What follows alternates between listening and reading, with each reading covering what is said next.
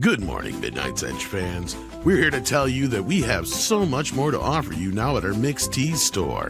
Not just t-shirts and hoodies, but we do have plenty of those, and new designs for that matter. You can also get mugs, and of course our brand new limited Amber Turds stained blanket. That's right, just for your bed or wherever you need it. So head on over to Mixed Tees now and get all your apparel and goodies from Midnight's Edge. Get up, wake up, this is your final warning. It's time for Midnight's Edge in the morning.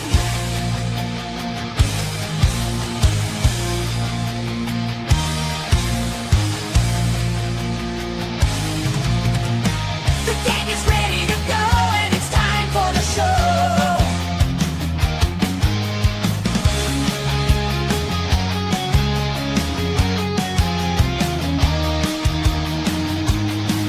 It's time for Midnight's Edge in the morning. Good morning, everybody. It's Monday. We've got a lot to talk about. We've got Andre. How you doing? I'm doing excellent. Greetings, everyone. New week, new month, new chances. We also have Culture Casino here. How you doing? I'm great. Thanks for having me. Love to be here on Mondays. Got some box office weirdness to talk about. Awesome. We also have Scribe Light with us. How you doing? Doing all right. Good morning, everybody. Happy Monday. Good to see you. We also have Chris here from Bleeding Fool. How you doing? Good morning, gents. Glad to be here. Awesome. Awesome. Well, good morning out there in YouTube land. Hopefully you're doing well. Hit the like button, share out the link, let everybody know that we are live because YouTube doesn't. So we appreciate the support and help with that. Speaking of support and help, we have Flying Blind on a Rocket Cycle sending in a super sticker. Thank you for that and the support. We got Jill here in the house. How you doing, Jill Powers? Says, Bat Tom, I am 63 today. Can you sing for me? Oh, no. Wow, You know what? Happy birthday. I forgot to sing to her this morning. I'm going to owe her a birthday song tomorrow, but I think Bat Tom is the appropriate author on this channel. I can figure Performer? out how to change. Hello, everybody out there. Oh, my gosh. It's Monday after 4th of July weekend. How is everybody doing? I'll try not to speak too loud, because I know you're probably hungover. Anyhow, Jill is turning 63. That means your legal retirement age. That means you don't have to do shit for the rest of your life, Jill. Congratulations from all of us here at, where the fuck am I? Midnight Says Lava. Whatever that is. Okay, bye guys. Love you.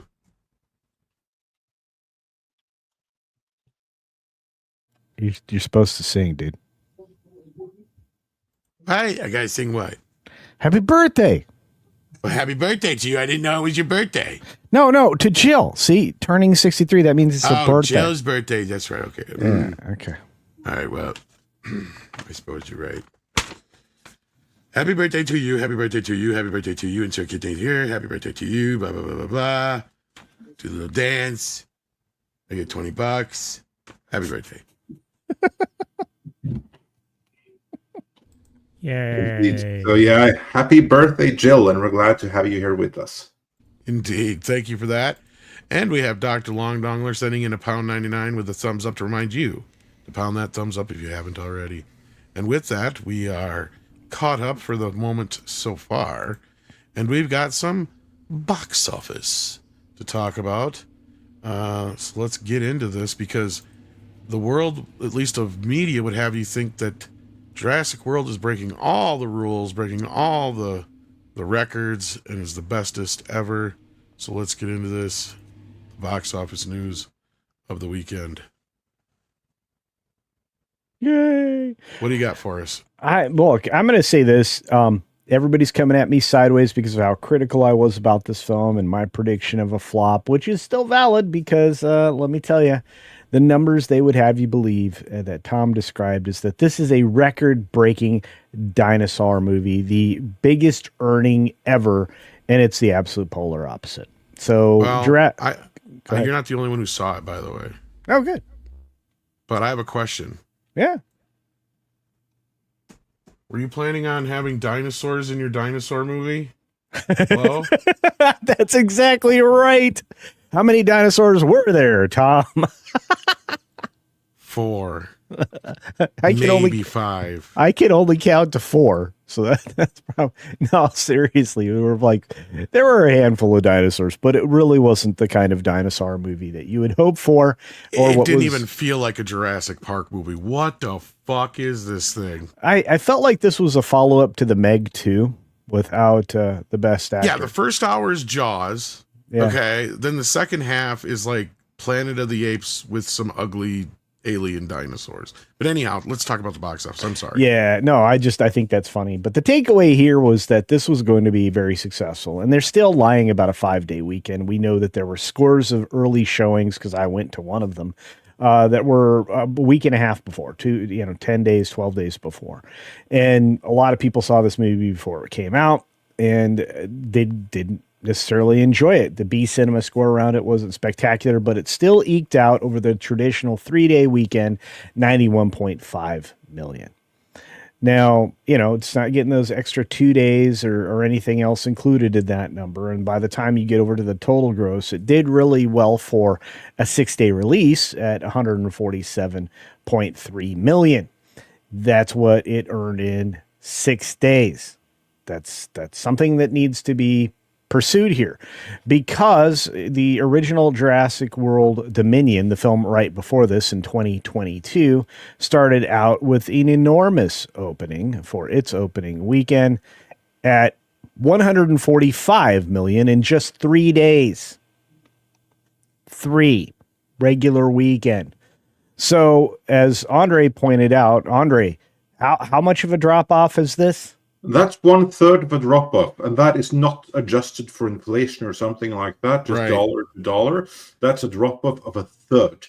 That is not something you celebrate, that is something you mourn. Ideally, franchises are supposed to grow. So the last one, tell me again, how much did it open to? It opened to 250? 145 million 3-day opening weekend. Right. This movie, if Yeah. things were going really well, needed to open to 180. Yeah, and they're In treating it 3 like days. it's a success. And this is what I've been trying to tell people, because we're getting a lot of people out there going, oh, this won this summer, this is going to beat Superman and all this other stuff. I'm like, No. I wouldn't go putting bets on that, because even on the low end of the forecast for Superman, like you just said with Dominion last, Superman is set to do the same amount in 3 days. Yes. So keep that in mind. Like, this is not a bad opening for this movie, especially considering how much they supposedly shaved off the budget from the last one. But it has a long ways to go before it's kind of profitable. And also, I don't know how long they're going to keep it in theaters, because Universal has this thing where they like to pull the movies after 36 days. Famously, they did it to Twisters last year, which was doing very well in theaters. But the difference there was Warner Brothers had theatrical and Universal had home video. So they just decided to put it out in 36 days, just like they normally do anything else. So we'll see if they stick with that, or they actually go 53 days like they did with Dominion, right? And as Yeah. you just said, Culture, that had a bigger opening than this. Much, and as much Andre bigger. pointed out, as I noticed, and a lot of other people did too, and including yourself, I'm sure, that each one of these movies has gone down exactly $300 million since Domain, or the Fallen Kingdom one. I mean, sorry. Yeah, since they rebooted the franchise. But when you look at that, even Tom, and I think the rest of the panel probably recognizes this as well. Dominion did $1 billion, just over $1 billion. This isn't even going to sniff that. And if it drops the 300 million, as you suggest, Tom, where does that put it? Under that, because the last one did just barely over 1,000 or over a a billion. million. Yeah, billion. Million, yeah. billion, whatever we're talking about. Yeah. But I think you're right, and I think that might barely sniff profitable, because I'm not believing, after the advertisement budget for this film, which was extensive, that it was anything under perhaps 350 million in overall spending, which would put the break even at 700 minimum. But I look at this and I'm I'm unimpressed. But I will acknowledge that it had a decent opening, and this is the last money. I think by Thursday, that's the last money this movie's going to sniff, because the Superman enters the building, and whether or not he's an allegory for illegal aliens, which we will talk about later, he is a supernatural or a super illegal alien, to be fair. Well, we have somebody coming in from Budapest via satellite. Oh my gosh. Wow, Budapest! Hey. Make embiggen him. He does look kind of small. Awesome. Hey, Well, how you doing? Hi, Paul. Cushion mule. That's a green screen. Come on. Amazing. So glad you could join us. That's why I sent the link. this is absolutely brilliant. This is Only absolutely Paul brilliant. would green screen himself in Budapest and In send Budapest. just like a random side street that could have been anywhere. Yep. This could be Mexico for all we know. We'll play along, Paul. We'll play along. Yeah, Paul, this is you are now closer to my neck of the woods than you've ever been before. I can't stay here long. It is 6 o'clock here, Oh. and we have to go out. But this is the courtyard where we are staying. It's a very Nice. typical courtyard in Budapest and many European cities. Rather than building these massive condos, you get these courtyards, and you can actually go to everybody's apartment in the along these inside. You're not segregated, and sometimes you'll have laundry lines between things, and people are strangers and get to know each other. I mean, it's a very different experience than the segregated world in North America. And guess what? What? No marches filled with foreign flags. Ooh, And that's no DEI. Every Oh. high schooler has to graduate with 2 languages. There's no reduction in education based on victimology. You all have to pass or not. It's this is a really sane place compared to where I've come from. Well, Well, Paul, the most important question is, what did you have for breakfast this morning? ooh, We went to the Gerbo coffee house and had a dobosh torta, which is dobosh cake, and espresso cappuccino. It was terrible. Oh, was really- no. I'm sorry. yeah. Well, I'm going to say, no matter how hungry you are or how delicious those window casings look, don't lick the paint. Okay. No. So you guys get back to your stuff. I won't interrupt, but it was fun. It's fun to see you from here, and I'll stick around for a bit. All right.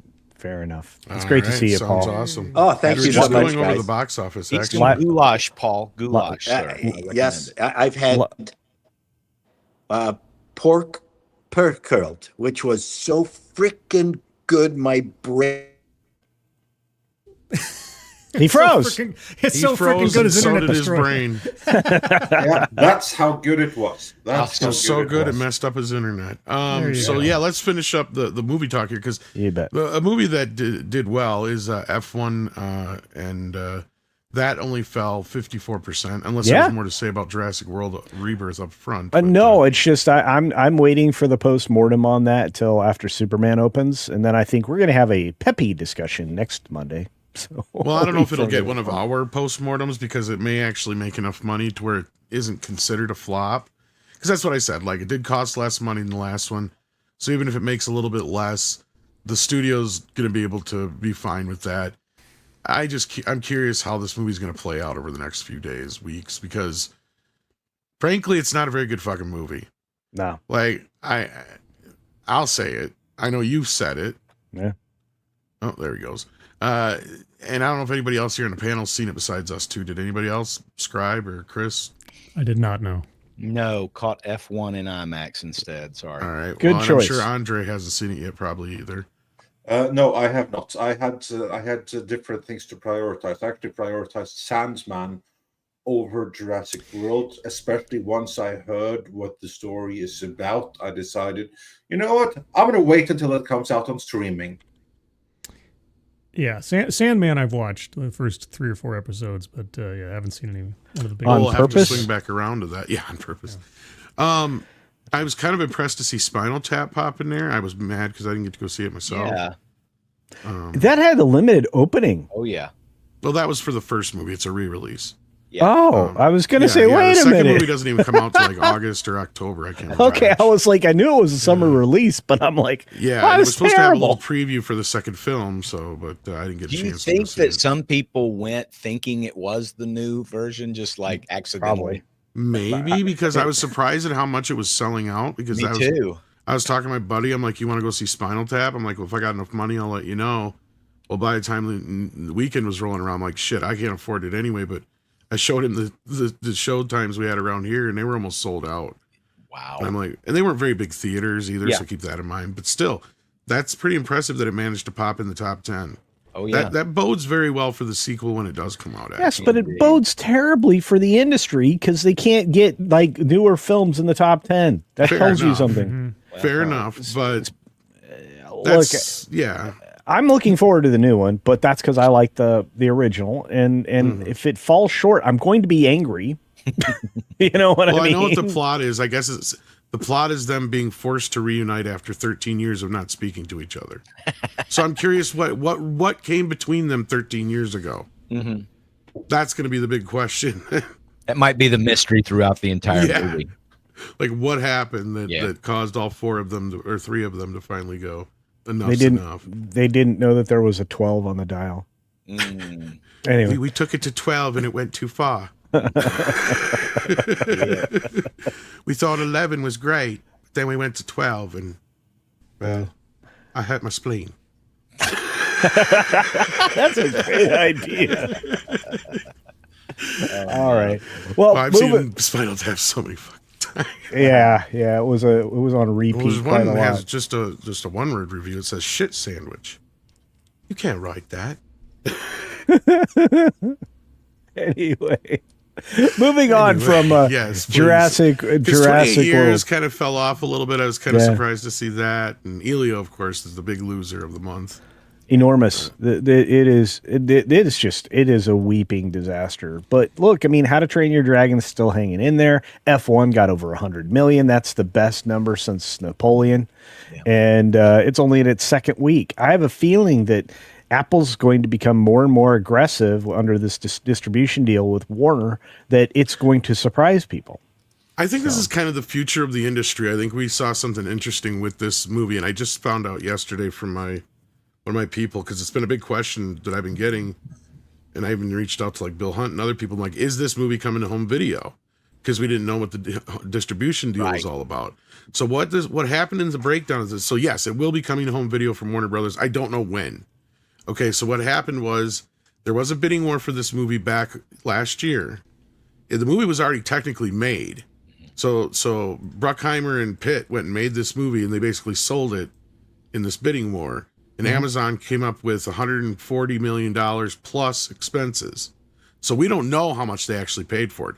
Could be anywhere in the 2 to 250 range, is my guess. So then they paid out for that, but then they turned around and sold the distribution rights for theatrical and home video to Warner Brothers while keeping the on-demand rights and the rights for Apple Plus in perpetuity. Right. So that's how the movie's going to land. So my guess is they'll probably hold off until October, November for a home video release, just so they can maximize the theatrical, or whenever Apple has their plan to drop it on Apple Plus, it'll come out roughly the same time on home video.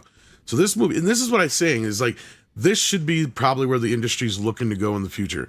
Teaming up with a Netflix, an Amazon, or an Apple, and doing a streaming deal with them, either dumping their streaming service and or just switching all their streaming stuff over to their cable and network stuff and saving their movies for Netflix, Amazon, and other places, and getting in on these deals to where they're not spending so much money on these, and they can actually make them profitable and make good movies again like they used to make. Because that's basically what F1 is, right? F1 is the kind of movie that Matt Damon and those guys were talking about. Yeah. that they used to make in Hollywood, but they can't make anymore because not enough people go to see them. Right. Well, here's a good situation where this movie's going to probably be very profitable for everybody involved because of the way it was broke down. Yeah, and I think that the made media sales that happens at these film festivals and other venues are really kind of the way of the future. So you're 100% right, and I think everybody's been headed that way for a while, and we weren't paying enough attention to that aspect of this. So I mean, that's a good call, and obviously good spotting, Tom, as usual. So I gotta say, and Paul is back Apple- with the dick cam. Oh, sweet. oh no, Jesus. Apple, their brand has been pretty high quality Oh, consistently, yeah. which I think is, I think Apple's playing the long game here. And if anybody's going to prevail in this streaming thing, I know they're not the biggest foot out there, but man, they generally, you can usually count on it being good quality. Well, I everything they've made, as far as I'm concerned, has been pretty good. Mhm. So, but I'm one of those weird guys that'll watch a 4-hour movie. Some people won't do that. But what was the show Depends on the movie. with Kurt Russell and Kurt Russell's son that kind of went behind the MonsterVerse a little bit? That was Monarch. okay. Yeah, that was all right, but it was well done. yeah, And this F1 movie, I took Paul's recommendation and loved it. It was a great time at the theater. Sounds like I have not heard one bad review of this movie. I mean, it's not a great, there's not a lot of meat on the bone at the end of the day. No, There's a lot it of sounds like the formulaic. type of popcorn movie you used to take your dad to. If you see it on IMAX, it is crazy fun because of just how you can tell they used a lot of high-tech camera work on this. It's fun. It's fun. Well, I think what else is fun is the fact that if you do a kids movie almost right, like Lilo and Stitch, you get close to $1 billion. Yeah. And That's going to end up crossing $1 billion probably within the next. It will crawl. It's getting close. It's tapping on it, and I have this theory that since Jurassic World didn't get PLF screens, that in August when things are a little bit thinner, because there's only like 1 or 2 bigger movies still coming out in August. I have a feeling that Disney will re-release Lilo and Stitch if they don't get it over that $1 billion in the PLFs, just to bump it up. And they might do the same thing with Jurassic Park just because it didn't get the PLFs this time out. And they might come back around if there's a week or two in there that they can work a deal out. I don't know what all the deals are, because the biggest movie coming out in August, to my memory, is Naked Gun. And I doubt that's going to demand IMAX screens. That would surprise me. I mean, he might demand it, but nobody's going to give Frank Drebin IMAX screens. I'm just saying. I'd watch it, though, if given the option. Sure. And if they did an IMAX version, they'd almost have to do it on purpose, where like it's so close to everybody's face and like obnoxiously, like, making everything look big. I think they almost should have done a special version just to mock this shit we've been dealing with for the past few years. That'd be hilarious. You make a good point, because if I were Disney, I would have dropped Tron Ares in August. And I mean that would have made a lot more sense than parking it at the end of the year. Though that's the problem. Well, I don't think it's done because I know they finished shooting, but no Disney movie is ever done until it's released. You got a point there. I mean, look at the Marvel garbage and everything else. Some Disney movies aren't even done when they're released. That's also true. And I don't know, there's probably a bunch they've had patchwork that we don't know about because nobody went and seen them. It's like if somebody fixes Ilio, how would we know? Right.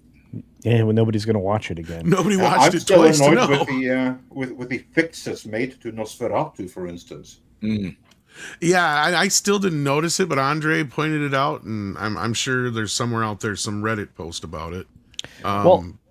Can I just say that there is a flop or failure as large as Elio's there in the top 10 still? Well, let's ask the question. What movie would that be then? Megan. Oh yes. In fact, we may still be working on another video about that. In fact, that video may already be written in the waiting. There you go. Because wow. Megan had all sorts of things going against it, and I'm glad that Jason Blum might be smart enough to be, or at least one of the few people who's smart enough to see they fucked up. Yeah. Well, they came out and talked about it publicly. So exactly. They fucked up. What did they say? they took, well, basically in so many words, they didn't realize that they took a franchise that should have been pretty much just a straight up horror franchise they could have lived off of for the next 10 years. And they went and turned it into a sci-fi girl boss gay fucking fest is what they did. Yep. And you even have the main character, the robot, going out there claiming she's a gay icon. It's like, need I remind you that this Chicky Poo is obsessed with a little girl? So let's put that into perspective here. She's a gay icon obsessed with a little girl. Nobody else in this world matters one stitch to Megan but that little girl. Right. So is that what you're implying? Yes.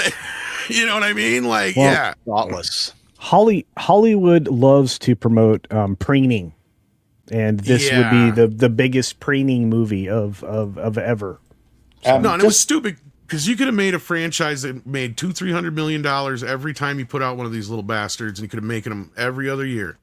You were saying something, Paul? I was going to say, I was just thinking of all the reshoots that Disney has done. I would like to do a Zuckerberg kind of fake Disney movie where every few minutes you see the reshoot, but it's obvious with different cast members, different wig links and everything. Yeah, that's exactly where. And you see shots of the producers saying, "Well, we had to do some reshoots, but they're seamless. You're just not going to be able to see it." And one segment is fully animated, and then another segment has got like, very bad AI actors, like Humphrey Bogart that they've stolen. John Wayne. I think that's a genius idea. I think you call it Hollywood Sucks, and it's a vampire parody. Actually, now that you say it, I would watch a Jurassic World movie with John Wayne. That'd be awesome. There you go. Shoot that T-Rex. Anyways, sorry to interrupt. It Hang just its head dawned on on my me wall. that someone comes out with something that Disney claims is completely seamless, that you will never be able to see the retakes. And they put a bunch of dwarves in CGI just because everywhere, just all over the fucking place. Okay, I'll take it back. It's reshoots the movie. That'd be amazing. Yeah, reshoot the woke fest. Reshoots the movie.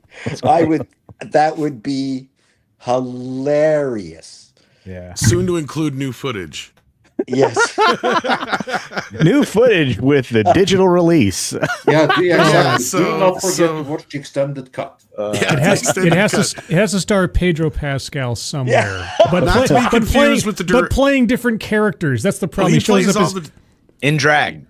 he shows up as the gas station attendant in one scene, and then he's the mayor in the other scene. So and it's they like just keep Robert changing his Zemeckis wig. movie. Yes. He's just playing all the parts. Gotcha. Oh, Okay. Sure. Oh, okay. Instead of Tom Hanks, it's Pedro Pascal playing all the roles. with a William Shatner cameo.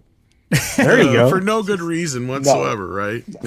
Anyway, Yeah. sorry. It just No, dawned Paul, on I'll me. watch that movie. Me too.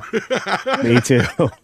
It reminded me of the screwball comedy. It might even be better than The Naked Gun turns out to be, because I don't know if you've heard this or not, because I wanted to bring this up before, and I guess the guys over at Film Thread even talked to him, but they shut out Zucker and Abrams from the remake of Naked Gun. And what's sad is they even pitched a very similar movie like 5 years ago, and they just said, "Nah, we're good."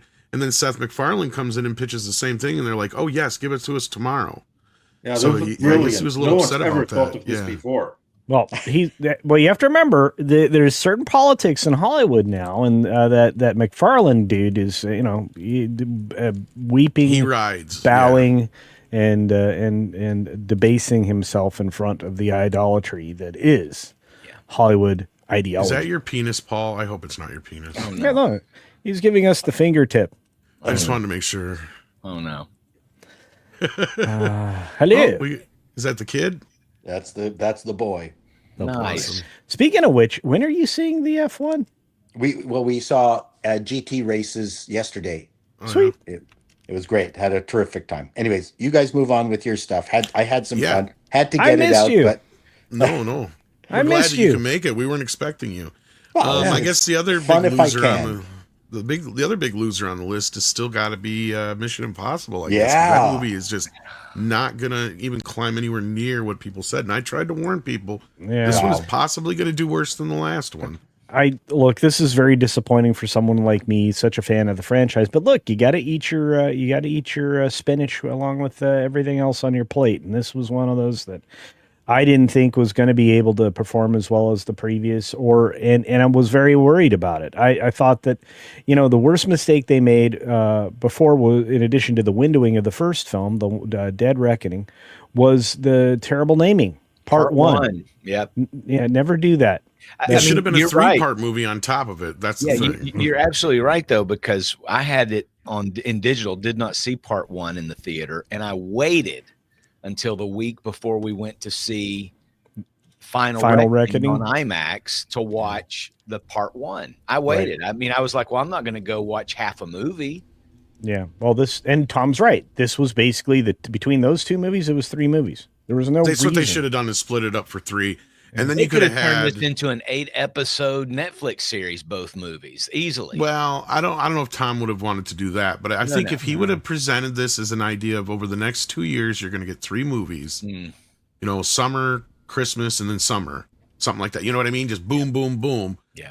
I think that would have been sold better to the public, and had they positioned the first one in a better place. Like that, and they could have never anticipated that Sound of Freedom was going to do what it was going to do. See, that's the thing I don't think they really realized. No. But okay, so Tom, I think what you do is you drop the first movie in June, the second movie in August, and then in October or November you drop the third movie. Oh, you save it for Christmas then if you're going to do that. Oh, yeah, or something like that. Sure, but I'm saying that release cycle would have made this film. These would have been very digestible. It's a little too tight for a studio, and that's why I suggested doing it split over 2 years, because then that way they can market it in big areas, and you have time to let the first parts breathe, but people know there's more coming. Yeah. Maybe, but at the end of the day, I think also it's kind of a fatigue thing. It's like Transformers. I mean, we're kind of seeing it even with Jurassic World, because I felt like when I was watching, I'm like, this is like Jurassic World Transformers. It feels like the last 5 Transformer movies, but they just supplanted that plot into a Jurassic movie. It would have been way more exciting if they did that. Well, if it had robots, yes, I agree, but it didn't. Yes. Well, if it had dinosaurs, I agree. Real quick to get onto this movie, I don't know if it's going to have any legs, because this is one of the most stupidest fucking movies I've ever seen in my life. And I love these kind of stupid movies. But you've got, okay, first of all, the main plot is ridiculous. Second of all, you have a family that's going across the Atlantic in a fucking sailboat. And I'm sitting here going, why are these people even in this story? Around the most treacherous route imaginable, because Cape Horn is not an easy passage. And not only that, you're not even supposed to be there anyway. They put that out in the beginning of the movie, and everybody's well aware of this. And it is more or less just one of those movies where it's like paint by numbers all the way through. It's like we have to hit these certain plot points, and everything happens just perfectly for them. Everything they need is right. It's Deus Ex Machina, the movie again, where it was just redonkulous. And I don't even know if kids are going to find this entertaining, because it's boring, and then a huge intense action sequence, boring, intense action sequence, boring, intense, and it just keeps doing it throughout the entire fucking movie. And it is like I don't think kids are going to sit through it. I think they're going to fall asleep after the first bit. Because it literally takes a good, half hour, 40 minutes before they get to the dinosaurs again after the opening?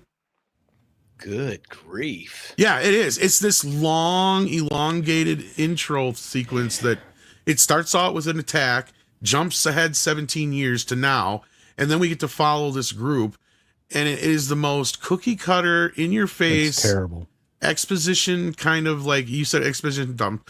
I wouldn't even know if it's exposition dump so much as it's one of those movies where you randomly have people saying shit out loud that they're doing, or saying to the audience just to make sure you get, and it's like, yeah, we understand that. I don't think you need to spell it out for us. Right. Yeah, and it is so in your face obvious every time they do it too. Well, they're explaining the plot just in case the audience wasn't paying attention, which I understand, because there are 5 incredibly boring spots in this film. You could fall asleep. Right. And then, that's kind of a studio problem. Studios force that. Well, this is like this. Why? Sorry, Paul. I was just going to say, studio execs tend to believe the audience is stupid. Yeah. And more stupid than they that they are, to be quite frank. And they're, because the execs are even dumber, they're desperately afraid to not explain everything to death. When we do have a marvelous template out there for Tarantino style script writing, whereas the dinosaurs are surrounding something ready to attack, they're talking about how to bake tarts, you know. So I can't. I mean, you're right. I cannot stand on the nose writing. It's not, and it's not necessary, and it's not difficult to write around that stuff. I love the Yeah. comparison I think Tom's used before with the first Ghostbusters as opposed to the Chick Busters that Right. came later. It's that scene, the best exposition scene in the world is In the elevator. the ride in the elevator. Yeah. Yeah. I still and I'm like, that is probably the greatest scene ever to do your exposition Right. in a fun or funny way and have everybody understand the gravity of what they're about to do, as opposed to what that little fruity dude let them do in the Girl Ghosts film. But Well, and it's worse than that because it's not even plot exposition dumps sometimes. What I was getting at too is like, you'll have this thing happen. It'll be like, okay, we need you to run out there and shoot the dinosaur. It's coming now. And then all of a sudden you'll have Scarlett Johansson stop and go, I want to shoot the dinosaur, but I have PTSD from my last experience where my partner died. And they'll go on through this whole fucking story. It's like, shut the fuck up and shoot the dinosaur. Like, what the fuck are you doing? Like, Jesus Christ, we don't need a fucking whole backstory to this thing. And everybody has one of those stories.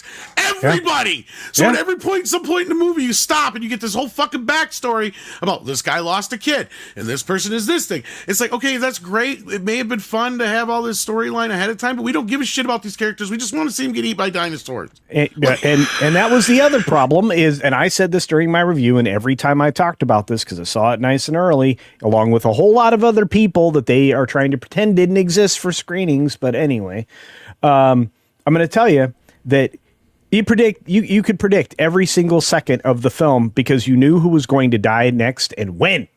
Right. It was not hidden at all. And it was a real problem. Or it was a near miss. But I wonder who's at fault for green lighting these kinds of scripts, because really there's a template for this kind of movie, and that's The African Queen with Humphrey Bogart, right? Yeah. But you know what you also have is a bunch of readers that hand these scripts up to their bosses for green lighting, and they have the IQ of like an Apple. And that's the problem. They're not bright humans reading these scripts to hand over to their bosses to greenlight. Hey, this is really good. It hits all the right things and it puts all the checkbox mafia in place. Let's go. And then I doubt anybody who works in an executive level reads scripts anymore. I don't think they do. I don't think they even read coverage. You know what I mean, though, right, Paul? I mean, it just seems like the people that are supposed to be making the decisions have abdicated those responsibilities to some inferior meathead, that hasn't read Tom Sawyer or, anything at all that's relevant in modern society. But regardless, I can go on and on about this and just how bad that movie was. I just want to say that apparently love triangles are alive and well in Hollywood. I'm sure you're surprised. But The Materialist is still hanging in there, not by much, but has made $33.5 million domestically. And I think around 50 or 60. I haven't looked up the international numbers, but it's doing well enough that they could justify making this movie because it didn't cost all that much. And then the saddest thing of all, Tom already pointed out, this is Spinal Tap, opened in 1,000 theaters and still made enough money to put it in the top 10. Wow. Well, isn't that just like Revenge of the Sith when they re-released that and it did better than everything else on the list up to? Yeah, it didn't do nearly as well as Revenge of the Sith did, but yeah. Yeah, no, but that's the point, and you're right, Scribelight. Can I ask a question? Why are they even bothering to or keep Ballerina in box office? Because it's already out on digital. Every dollar counts. Well, apparently all $725,000 counted. Just not because Lionsgate is fucking desperate. No, that's why they're going to squeeze every little bit out of this lemon they can. They're going to And- try and make some lemonade. And in all honesty, it was a pretty decent film. And that's fine, because at the end of the day, you know what? This movie will do okay in a sense that you will buy this movie in a box set with all the other John Wick movies till the end of time. Yeah. And with that, they know this is their franchise. They cannot deviate. They can't. This is the only thing they have that is kind of like a golden goose for them right now. They don't have anything else. They because the Saw franchise has left them. Hunger Games. No, they have the Saw franchise distribution, right? Yeah, but how good is Hunger Games going to be doing in the next 2 or 3 movies? They're basically headed down the same fucking road that Harry Potter was. Look, the savior of this is always going to be Rachel Zegler. Yeah. So they just need to bring her back as Macy Gray. Weird. Didn't she die in the last one? I don't know. No, she did. didn't die. She's thought she missing by the end I'm of missing. Oh. That's right. Yeah. Oh. That way they can decide whether or Well, not they want to bring her nobody- back. Nobody's missing her. Let's be honest. That's right. it. Yeah, nobody's different ever matter really altogether. missing or gone. Yeah. They should have an updated version of Hunger Games called "What's for Dessert." Delicious. No. What were you going to say, Andre? Yeah, no, nothing. Get Very me good. with Chato. Not more than my edition. Well, we have some other stuff to get into, so Yes. let's wrap up this box office business. Yeah, so at the end of the day, they only made $154 million with Not the 21. a great 4th of July weekend. No. No. And this is why I was laughing internally the whole time. I'm like, you guys, this should be at $400 million for a holiday weekend, and that just didn't happen. This is very sad. So, Wow. yeah. And Thunderbolts is still in theaters. Well, 70 theaters to be Yeah, right. precise. Has anyone seen Life of Chuck? No. No. I did see the Phoenician Scheme, Wes Anderson's Oh, The last Phoenician movie. scheme. It was that? just made it to digital. So I think it came out at the end of May. So it was in theaters probably 4 or 5 weeks. Not a long time. No, it made 36 million. It cost 30 million. It's probably Wes Anderson's worst performing movie. And I got to say, at the end of the movie, and I like a lot of Wes Anderson stuff, mostly for the spectacle, just the way it's shot. It's Right. really likable. But I felt like if I had seen this in the theater, I would have been very disappointed. Wow. Oh, Yeah. Yeah, the ending is just there's just not much there. And it seems very I wasn't speaking of Scarlett Johansson, she's in this, but I also wasn't that impressed with his previous film about the aliens out in the No. desert. Asteroid City. No, that Yeah. was hard to watch. Yeah, this was about the same, honestly. So I don't know. I think I kind of Wes- liked Asteroid City, but that's me. I couldn't watch it. I had a really difficult time getting through it. I wasn't that wowed by it. He is kind of he's a kind of an acquired taste. You either love his shit or you hate his shit. He's kind of like the quirky Tarantino in a weird Well, way. speaking of Hotel Budapest, Yeah. I am there. Yeah. Hey! I love Hey. that movie, actually. Your That's one mom of the from ones I really Budapest. like. That's amazing. Well, speaking of that, Dark King asks, is Chato in Buda or Pest? 2 cities after all. Yes, Pest. I'm in Pest. There you go. I'm impressed that you're able to get such great internet. Yeah, it's better than it was when you were outside. Oh Alex my Kurtzman gosh, is an full unemployed little marks. bitch. Sends in 14 South African rand. Says Ozzy Osbourne does not look well, even though his age. Well, you know what? They did their final performance this last weekend, and it was a big deal. And Ozzy's earned his retirement. Oh, yeah. Bless him. He's like 806 years old. I saw him 15 years ago with my wife, and back then he was shuffling around on stage. Yeah. Sad. So, Oh, well, yeah. You're talking about the era. That was almost the Osbourne era, because that That's was the about where Crazy it was. Train. Yeah. Crazy Yeah. Train era. People need to keep it in was, mind, it was though. Ozfest still, but Yeah. it was bad. Zach Wilde was playing. It was, everything else was good, but he's just shuffling slowly. It was hard to watch. People Look, need to keep in mind, though, that he doesn't look amazing for his age, but considering all the stuff that's been shoved into his veins Yeah. over the decades, Exactly. it's amazing that he's Miracle. alive at all. That's because he's let pickled, alone- Andre. Yeah, Miracle. true, He's but pickled still. from the inside out. Well, he's- yeah, Yeah, but still, like, he's still alive. That's pretty impressive. It's all things it considered. is. No, And- it is. He should probably talk to Keith Richards, nutritionist, Yeah. though, or something. Yeah, well, I mean, Please. the weekly blood transfusion probably would help a lot. Oh, okay. but- The yeah. adrenochrome. No, I didn't say anything I think about that got cut off. Those supplies got cut off. Ozzy Yeah. is so old that he's just eating licorice bats. Wow. Yeah. No, I hey, gotta better. go, It's, everyone. oh, bye, sir. Enjoy the Alright. rest of the Bye, show. Take Paul. care, Thank Paul. you for Oh, we got letting one me more for you. join you. Oh, Mr. Chato, are you in fact a goulash eater? Asks Yes. Pilgrim. love Media. goulash. I don't know how you couldn't be. Yeah, it's a fantastic food. The dumplings Anyways, are good. See, Paul.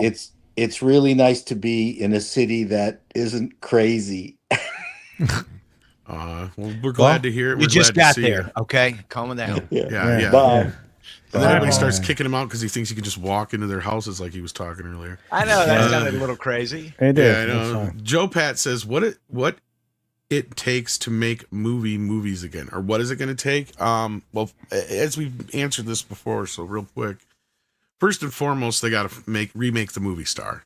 They got to They don't have reinvent it. the movie It's like- star. They don't have one it's like- anymore. Yeah, it's like, And then they just need to get back to making high concept films where Yeah. they're based around people instead of comic book movies all the Well, time. it needs to be an overhaul of leadership. I mean, the people making That the too, that's a big part of it. Yeah, you got to get the ideologues out, and you got to get the entertainers back in. You got to get people who actually have, dare I say, English and literature degrees approving scripts rather than some idiot that just came off of Tumblr or something. I agree But- that has to come before making the movie star, because they've been Yes. trying to making movie stars for a decade and they've Yeah. been failing. Oh, the ones that they pick suck. That's But- because they're insane people. You need to get the insane people out of there. Well, okay, so here's an illustration because we just talked about it. The new Police Squad movie, right? That should have been made by the original people. And locking those original people out just proves the point that they are locked into a particular ideology that they are unwilling to surrender, even if it drives the studio into the ground. And I'm okay if they're replaced by other, up and comers, as long as they don't have the same ideological baloney sausage that's, forcing us to have bad movies. You cannot hire based on artificial immutables that you want to promote, rather than you need to promote the people who are qualified, right? We want merit back in our systems, our decision-making processes, and our companies. If we had that, not only would films be good, you'd have good writers still, and the studios would not be in any danger whatsoever. I don't know how anybody can argue with that. But yet, here you we have are. a problem, culture. Think about this for a minute. In 2019, Disney earned $69 billion in revenue. Right. $69 billion, and that was in 2019. Now, That's the best year ever for film. Well, Their the best- two best, 2018, 2019, two best years. that's right. Yeah. The problem is that they've started following those CEI scores. The what is that? The Corporate Equality Index. that's exactly From right. the They had a Human 100% Rights score. Commission. Yeah. Yes. So it's a trade-off for them. They want that funding, that CEI compliance. They're stuck in it now. And now they only make socially acceptable films. Meant And to you know what the maintain that. irony is? What happens when you get that CEI score? The only thing that means, it tells all of the weirdos and activists, the very people you don't want working for you, that this is a great place to work. So that is how a company gets filled up. Disney bragged, look, we are so unbelievably safe and inclusive that we have 100% CEI score. Well- What happened then? All of the activists and crazies came to work for them. And now you have the, Yeah. win stupid games and or Well- play stupid games and win stupid prizes. But then you have a behemoth that's taking over so that they can change all these things to a different name, which is Bridge, because belonging is the bullshit you're going to hear forever going forward. And that's going to Bridge? take down. Yeah, it's a bridge I know to all hell. about Bridge. I know. Yes, about you Bridge. do. Mhm, Yes, you do. But look, I got one last take on film before I leave, and it's the following. Disney still has Thunderbolts in theaters because they're trying to get this piece of shit movie over 400 million so they could pretend it might have actually made money, which it's far from it. That's the only reason to leave it there. It's creeping its way. Right now it only has $381 million and it hasn't crossed 200 million either in the 92 international markets or in the North American market. And that's just They've got to tell sad. those institutional investors some good news. They don't have any. It is. They don't have any. Mm-mm. And after final steps, it'll be over. Couldn't happen to a better media Yeah. mega company.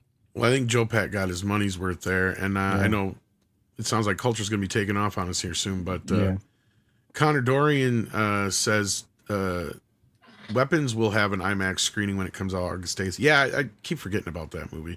We got Paulie in the backstage here as you are leaving. The man himself, the man of many hats, literally. What up? Look at that. Oh, what a So, great chapeau. Go ahead and plug your wares culture. And, Sure. Yeah, no, I am I am Culture Casino. You can check out my main channel. I reacted to the terrible story and the framing around it for the upcoming Superman movie. I think it will officially derail the dinosaurs as of this weekend. And it Really? may yeah, I think so. Huh. I think it will. What do you think, Polly? No. You think Okay. Jurassic stays on top, Paulie? No, but you said, hold on a second. When am I getting another call here? I think it's gonna do fine. I don't think it's gonna bomb. I don't think it's Okay. gonna fall off a cliff. All right. Well, that $91 million official 3-day weekend total wasn't anything to, write home about. So, anyway, but we'll move on, and I'll just say, check out the latest channel, the new channel with the ladies, who are bringing you some new perspectives to the crazy TikTok dating ideals and bringing it back to a rational place. So check out Campione Reacts, Campione Reacts, and we will hope to see you there and on the main channel. And do check out the thoughts I have on Superman and the super illegal alien. See you guys later. Here. Was there any eye candy? I mean, you said there were only 4 or 5 dinosaurs in Jurassic World Rebirth. Was ScarJo at least? Did she have any attractive moments? And No. no not eye really. candy at all. Okay. No, she was basically girl bossing it up through the whole thing. Okay. Remember, problematic male gaze. She's spent yeah, all yeah. week talking about She has how horrible PTSD that was. never shows up through the rest of the movie. Oh no. Yeah, she has this long exposition dump where she talks about her PTSD that never is a problem again in the entire film. Never brought up again. Was it because she was pretty and people kept gazing at her? I think so. Okay. Darn. I think so. Poor thing. Yeah. I mean, she's not horrible in the movie or anything. Well, It's she's just, not a horrible actress. She's just not. it's just this movie. God, it just didn't feel like a Jurassic Park movie at no point, other than the 2 or 3 times they were clearly copying a shot or two. It was almost like, can we pull like a bunch of crap from all sorts of other movies and shove it into this? That's what it felt like. I was reading It feels like something that they brought back a scene that was deleted from an earlier Jurassic Park. Oh, that's the T-Rex scene, and it's just the raft scene. Basically, it's Okay. similar to what happened in the book. That's all, and they've been doing that throughout the franchise. Okay. But there's just so many points where you're just like, what the fuck? Because that's just throughout the whole movie. It's just a bunch of what the fuck moments. On top of just the exposition dumps and no real dinosaurs. You get to see a half a raptor for like 5 seconds. T-Rex is the only one who really gets any time to shine. Otherwise, there's no dinosaurs in this movie. They're all, oh yeah, that's the whole big plot of this, guys. So what is this island? This is the island of misfit dinosaurs, where they literally send the retarded dinosaurs to. I shit you not. Yeah, they're That's not what this classic is. dinosaurs. Yeah, no, they're the hybrids that were so fucked up Yeah. they couldn't use them. And then they asked, why didn't you just euthanize them? Would you euthanize a $17 million investment? It's like you're still yes. just shoving it on a fucking island where you don't even know if they can really function or motive. Like, because you have the Ricky Bearwick dinosaur. It's like I'm sitting here going, can that thing even fucking smell or see or anything like that? Because like, it just, they don't really do anything to help set up any of these creatures at all. Like they don't even explain to you what any of them are. They need Would to I euthanize a $17 million project? Yeah, it's called Batgirl. Yeah, I was going to say worth it. make Zaslav the purveyor of Jurassic World. And they make the one guy a bad guy just to make him a bad guy through the, and then of course Big Pharma is the other bad guy on top of it now. So and it's like just and it kind of just sets itself up, and it feels like this. Like I said, it just feels like you're jumping from one movie to another movie to another movie. Like it goes from a Jaws movie to a Planet of the Apes movie. Yeah, they had to a an little Alien Jaws movie. moment. Yeah, Yeah, I that's actually what it felt enjoyed like. the stuff on the sea a lot. Yeah, it wasn't so bad, but it just the exposition. Like I was saying before you got here, Paulie, like the exposition dump stuff where we get just all this backstory from each character where it doesn't even really fucking matter. No, I totally agree with you. The only one that does is the black dude, the main black dude. It's like he's actually got a little bit there that you kind of need. I'd be a liar to say I cared about any of the characters. No, but for whatever weird reason, I enjoyed myself. I can see people enjoying this movie because I mean, in some ways, this is better than the last 3 Jurassic Park movies. But listen, maybe that's roasting because it it 3 out wasn't of such 10, a Jurassic Park movie. So yeah. Was there enough dinosaur action for you, Paulie? A little bit Sprinkled. It was spread a little thin, maybe. Their objective was they had to get blood from these 3 different types of dinos that were inhabited this one island, of course. And so I was like, okay, that's a cool setup.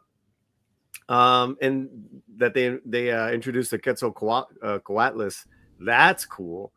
Even though I was kind of disappointed at the end of the design of the Quetzalcoatlus, but it was all right. I went in there with such low expectations. I've said this a few times that first half, Tom, that first 20 minutes was just awful, man.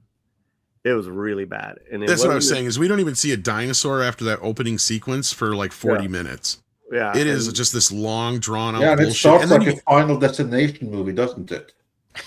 Yes, kind of, in a way, because you get this stupid rapper that sets the whole thing in motion.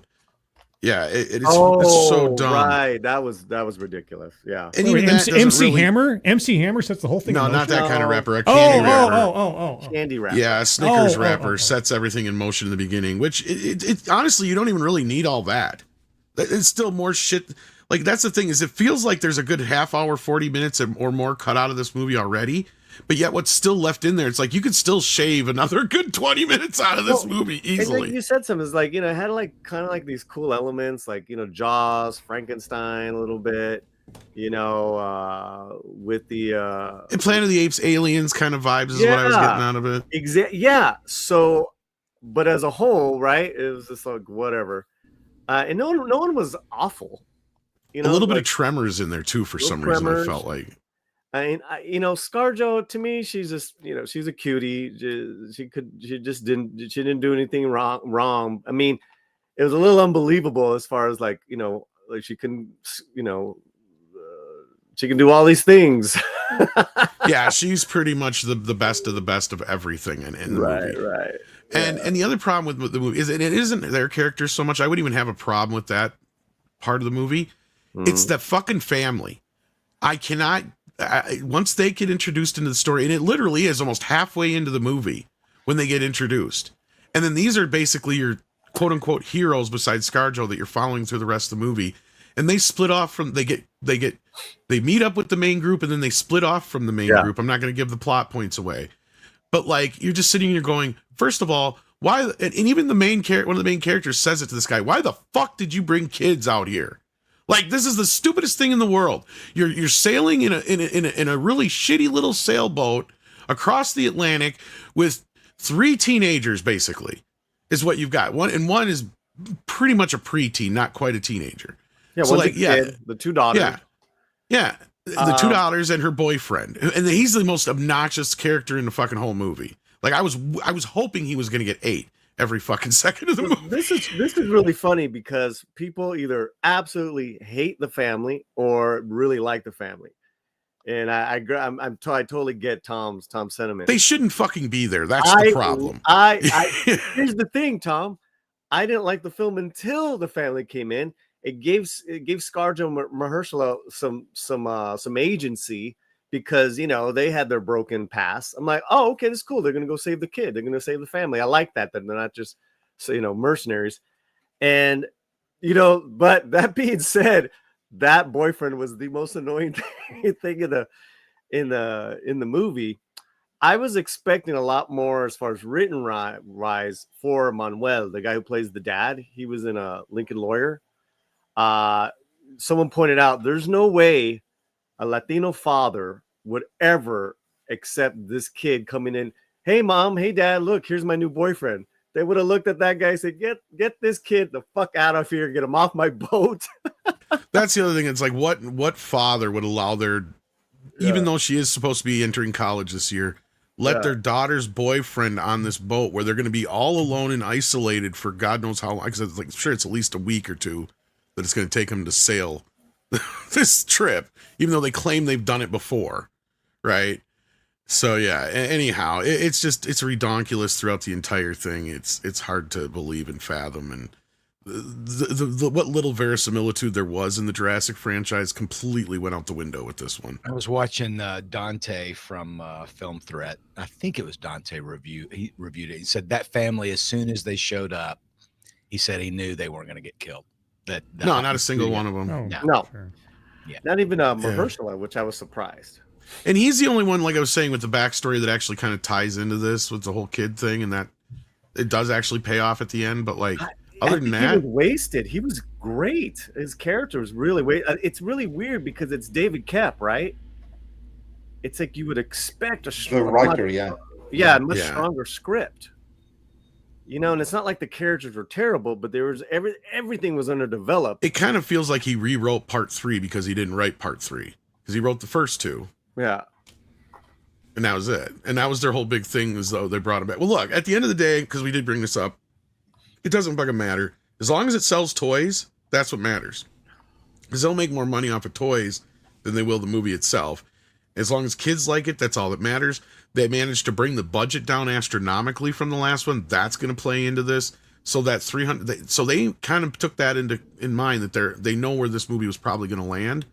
So it's going to be fine. Nobody's saying that it's a out and out flop. Like I was saying earlier, I doubt we'll get a post-mortem out of this video, right? Or out of this movie. Yeah, Right, I don't Andre? think so. I mean, there's nothing to post-mortem here. The movie, it's underperforming relative to what you would expect for the franchise, but it's not doing anything. It's not doing anything. There's no horrible decision. There's nothing to pick apart or anything. I mean, yeah, it's down a third, but they made all the measures necessary to adjust for it. So it's like, yeah, this is a movie. It underperformed. Can't really fault the studio. Did what they had to do given the situation. That's pretty much it. Are mutated dinosaurs going to be big sellers at the toy store? I don't know. That's my question. No, Chris, Dolores will be. Okay. Maybe Dolores. Yeah, and Dolores is probably one of the more annoying characters in the movie. Not so much in that she is annoying and cute. It's just that there's just so much shit shoved into this movie. It's almost like there's enough stuff here for 2 movies. But at the same time, how do you still make this boring?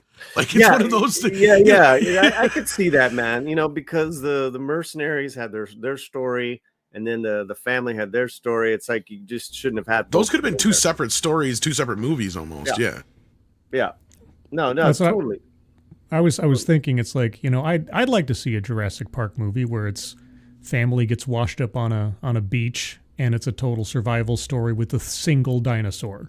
They just have one handheld camera. I mean, that's how you do it. Well, I don't know if I want found footage kind of thing, but handheld, yeah. Take it back to an Alien kind of thing. Like Alien had one monster. You just have one dinosaur. Do a change up. I mean, it kind of is that movie once you get the group separated, because the family clearly is very minimal survival skills, right? And that's why ScarJo is there. She is the survivalist character. No. So ScarJo and Mahershala. Yeah, I'm talking about, he doesn't do anything but fucking sit on the boat most of the time. That's the other thing. I'm talking about a family that has zero survival skills, so there's some tension and some suspense as to their actual. It turns into an actual horror movie, chase me, catch me kind of thing. I'd like a little good movie like that. The family side of it started feeling like a Transformer movie. See, that was my thing. But although I do agree with Paulie, that was probably the more entertaining, or at least you're more invested in those characters.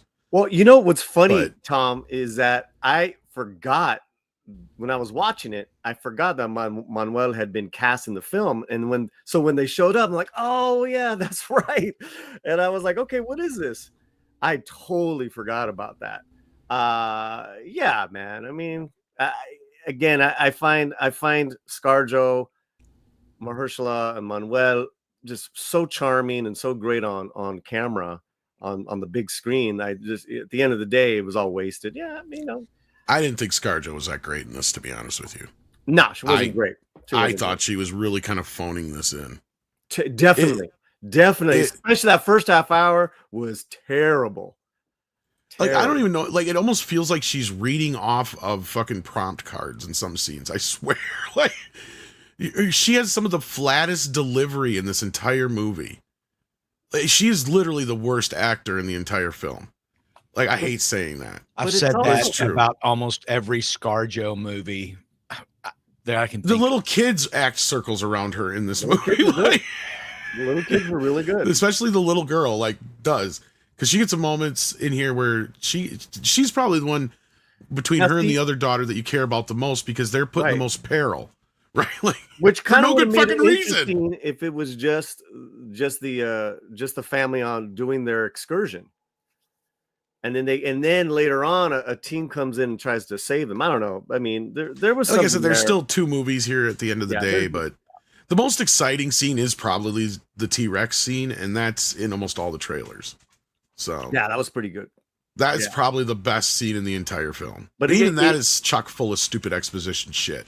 But and then them trying to get the raft. They literally linger on a shot. I shit you not. Yeah. They show it once, show it twice, and then they linger on this shot to show you that she has to open up this rubber raft on land. Yeah. It's like, okay, we got it the first fucking time. You really didn't need to linger on it for 30 fucking seconds. Like, it does. Yeah. It's like this dead stab shot. No, it's like listen. the dumbest. It feels like a cartoon. Yeah, listen, I'm not. It's a pretty indefensible film.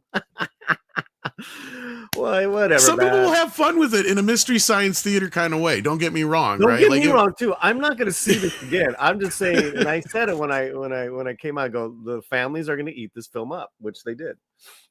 You know, but whatever. Well, we'll see. lower if your it expectations, lasts. Yeah. and you might like it. But we have to get moving along here. We got Mikey in the house. How you doing, Mikey? I miss you, brother. Got to see you for a few minutes yesterday on the stream over on the birthday stream with George. But he says, Culture, what are you talking? Oh, sorry, I missed this before Culture left. He goes, you and me are Cruise fanboys, and we predicted this is going to do well, and said don't bet against Tom Cruise.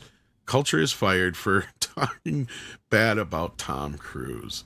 Oh well, I'll save that for him and let him know. That's probably why he got out of here so fast. He knew that was coming. And then Alex Kurtzman says, what the hell is horizontal, or when is the hell is horror? I think he means Horizon Part 2 coming. I don't know. Kevin's arguing with Warner Brothers right now. So as soon as they sort that shit out, maybe then.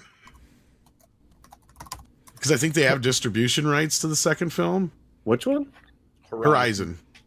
I mean, Kevin Horizontal Costner, Part 2 yeah. sounds like an adult film. It does. It does definitely sound like it. Was I No, like one of the only guys that just loved Part 1? I mean, it was like in my top 10 I movies. came around to it. I've seen it like 3 times, dude. It's It's one of those incredible. movies where I'll just throw it in and it just plays, and it just sucks you in at certain points. And Sucks you in. I love Horizon. Saw on the big I screen. want to see Part 2. My parents loved it. And you can highly recommend it, man. It says a lot about how a lot of different people, different backgrounds came together and started forging this nation. It's not pretty. It's really well done. I can't wait for Part 2, guys. Yeah, it's at least most of all, or least of all, whichever you want to put it. It's not woke, that's for sure. So No. it's constantly- yeah. No. I mean, not that it's like inadvertently like against woke or anything, but it's just it feels like a classic Western, and you got a classic guy making it. So yeah. And then we got Geronimo Jack. That's an interesting name. It says Pedro Pascal wearing sunglasses like the Bernie from the movie Weekend at Bernie's. There you go. That's Pedro's next role. He can play Bernie. That'd be great.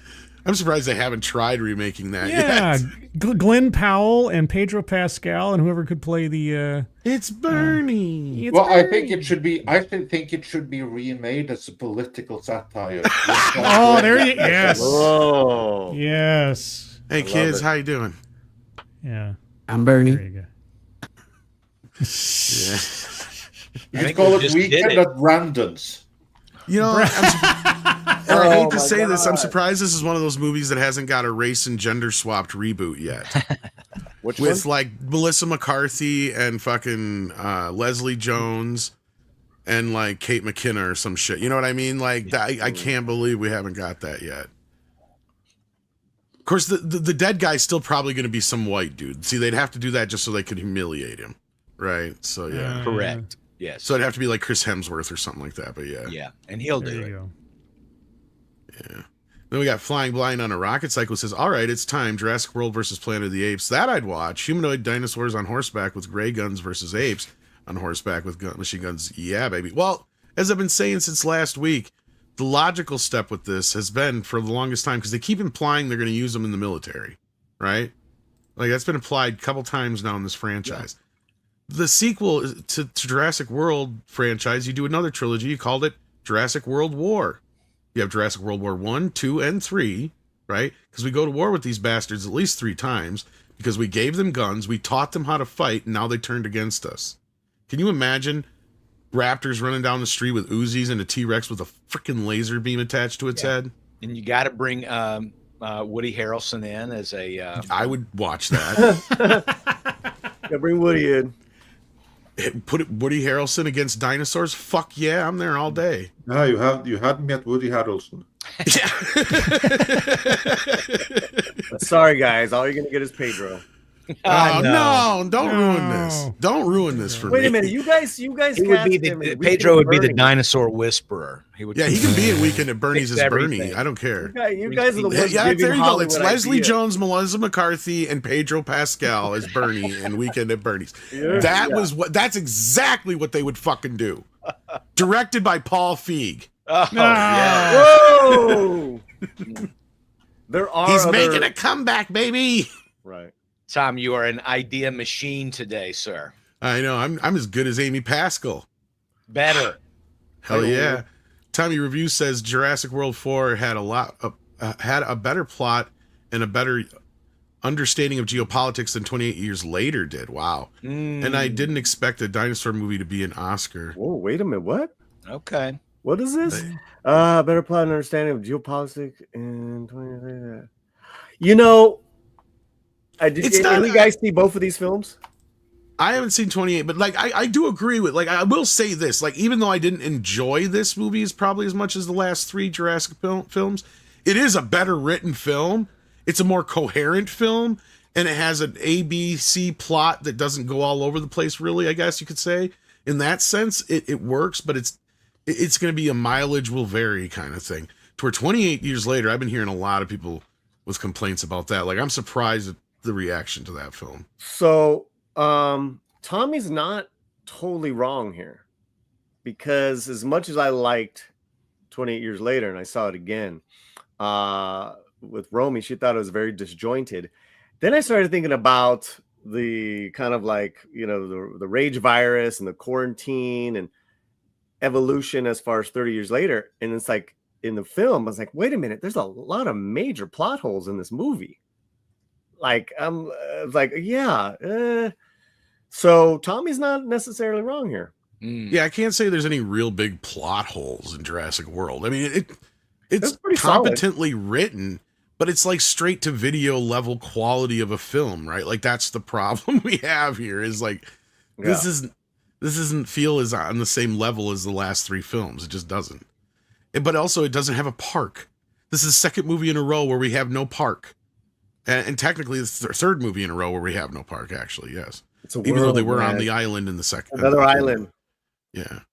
But anyhow, that being said, let's keep moving along here, because we got a bigger story to talk about. Go on, and my light just went out. Great. That's bullshit, because these LED lights are supposed to last forever, you fucking liars. Go One for One says in 20 Mexican dollars, says, saw 28 years later. I walked off the theater. Crap. Wow. So that means he walked out of the theater. Wow. Sorry to hear you had that kind of experience. It sounds like a couple people didn't enjoy it. Then Chris says, have you all seen the new Rick and Morty episode with Zack Snyder and James Gunn patrolling both sides of the Superman debate? I didn't see the whole episode, but I did see a couple of clips. Yeah, I'll give him credit for having a sense of humor about it, and it does show that I think there's some self-awareness here. And it'll be interesting to hear what everybody, because you're only a couple hours away from when you can say what you feel about it, right, Paulie? Yeah, that video is we filmed it almost 2 weeks ago, so that's coming out tonight. What time does the embargo drop? Yeah, I was gonna say midnight East Coast. Yeah. okay, So 9 p.m. here on the West Coast. All right, so there you go. Oh yeah, It's kind of So it's really strange, man. Like I told you the other day, it's like all these other a lot of leaks, and some people just. well, the one that stood out to me that was interesting was Grace Randolph. She hasn't specifically said how she felt, but she's been dropping little hints, and I heard through the grapevine that she enjoyed the film, and that's a big deal because for those who know, she's had a long history as a Snyder ho bro, whatever you want to call her, and she and James Gunn have gotten into it on Twitter. How many fucking Really? times now? Really? Oh yeah, yes. oh yeah. He's flat out called her out. Like it's almost like there's times where he's been almost. I would almost have to say he kind of almost took it too far to where he's getting mean to her in some ways. It's like he's singling her out. Like, but that being said, she didn't say, she hasn't hinted publicly how she felt, but she put a post out yesterday saying that don't sit and wait. Go get your Superman tickets now because once basically hinting that once the reactions drop to this thing, she thinks there's going to be a rush to get tickets. wow. I mean, I could say a couple things if you want me to. That's up to you, man. That's up to you. You're this entirely close to the up to you. embargo. Like we do not want to give any kind of pressure here. We already had a Just make video a timestamp, Andre. Yeah, exactly. We already have like a video out explaining how you have this tacit campaign of people wanting the movie fail for their own reasons, even in the media. So I leave it entirely up to you how much you want to say. I'm just saying, watch the time. We don't want to get you into any kind of trouble here. Yeah, man. Yeah. I meant for you can clip it out, Andre. And you can No, put I it- know what you meant, Tommy. I know exactly what you meant. Like, let's get that up by 9 p.m. tonight. Yeah. I don't know. You know, does the audience want me to say anything, or should we just move on? I do. I'm Well, we're going to watching. talk about Superman here in a minute. So That's right. Let's wait till see what the audience says. Let's see Okay. what the chat. well, we says. got a couple of yeses already. I see it. Say it, dog. Say it, dog. LFG means let's fucking go. Yes, yes. Talk, Paulie. I mean, you know what? you're, You know you what? know what you're allowed to do. So Yeah. we'll let you decide. Yeah. Not at your Pressure. pearl, Polly. Spill it. If you're a James Gunn fan, you will not be disappointed. I'm a I was huge gonna fan. Yeah. I was going to say there's a better way to ask this. This is a way we can ask you where you're not giving your opinion of the film, All right, but go I for it. think it's a good way. How do you think people react to it? You kind of half-ass answered it already. I said, how do you think people react to it? You said, if you're a James Gunn fan, you'll like the movie. So that could be polarizing. I went with someone who is a big James Gunn fan with Guardians, and not necessarily a comic book fan. Definitely not a Superman fan, and they really liked it. In their regards, as far as being, James Gunn being able to make you care about a tree, like with Guardians, with Groot. Sorry, he does the same thing here with Crypto, and I couldn't disagree. Like, so again, I think let me just say one more thing, right? I think Marvel made a major mistake by letting James Gunn go. I think that's going to be obvious whether this movie does well or not. But yeah, that's an interesting way of letting putting it. him go destroyed the MCU because he was going Yeah. to handle the cosmic side of things. And this whole multiverse bullshit and stuff like that, it got the attention they did because James Gunn wasn't there. And then Kevin Feige had to scramble with his team of numbnuts to try to make everything else stick together because he didn't have James Gunn there to hold things together. So on the list of things that ruined the MCU, that's a big one right there. Yeah. Because then one last thing. All right, guys. Yeah. Then this is just my opinion. And I know people in the chat don't necessarily like the movies I like. But hey, I'm being honest. And I say this in my sentiments tonight. My sentiment is that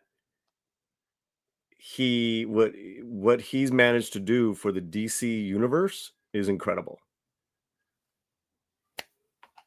Well, I'm just over, like, I'm going to be seeing it tomorrow night, so. Oh, cool. Okay.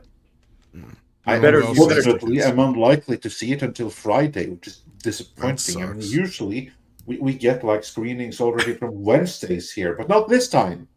Not this time. This time is full on. I have to wait until Friday, which really does suck. This is a hell of a gap here, Six. She goes, on a scale of Morbius to Crow. Do you mean the original Crow or the remake Crow? That could be a very different scale at the end of the day. But we'll get back into Superman here in just a moment. We got Dark King who sends in 2 and says, Tom, bite the bullet and do Jurassic Snark. How do I do Jurassic Snark? Am I missing the joke here?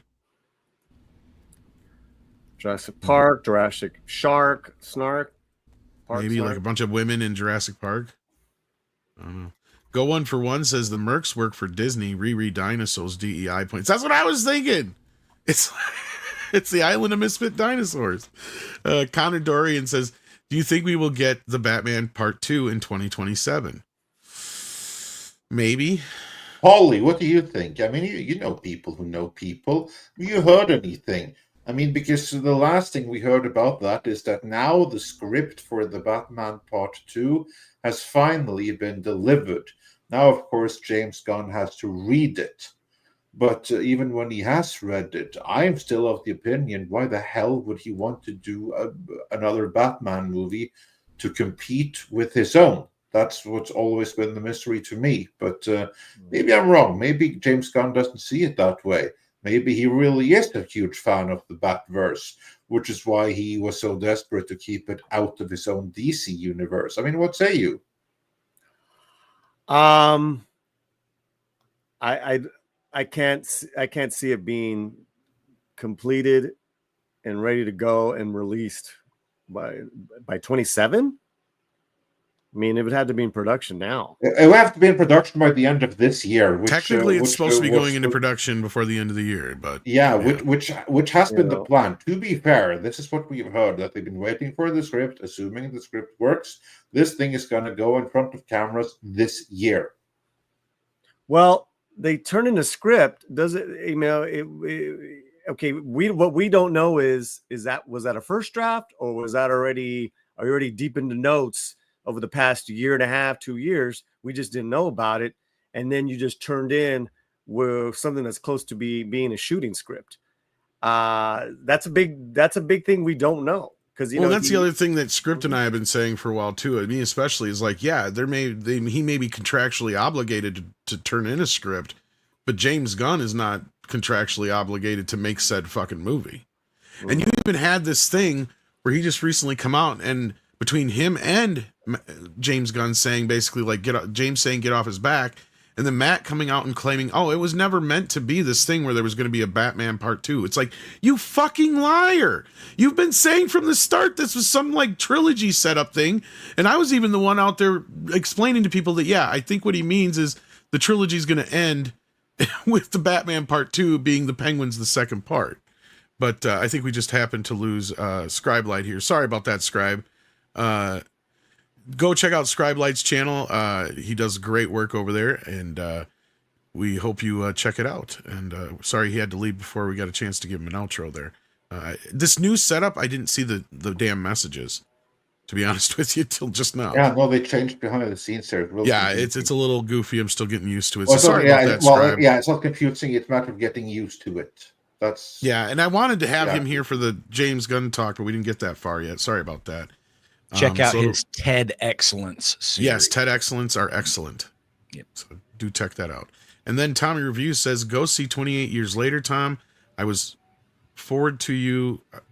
I think he means looking forward to you and Andre's take as well as RLM's.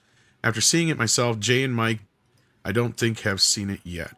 Well, Tommy, I'd actually have to go watch the first two first, which I actually do have copies of now. Because I am not a big zombie fan. I've said this before. Yeah. Unless it's a Romero zombie movie or an offshoot of that, I very rarely like zombie movies because they're all just pretty much the same shit to me. Yeah, I don't know if you're going to like it, dude. I don't think I will. A.H. Lloyd, one of our writers over at Bleeding Fool, posted today. He's a zombie movie fan, and he says that this one, he just thinks it's going to not only end the franchise, but just put down the zombie genre for a while.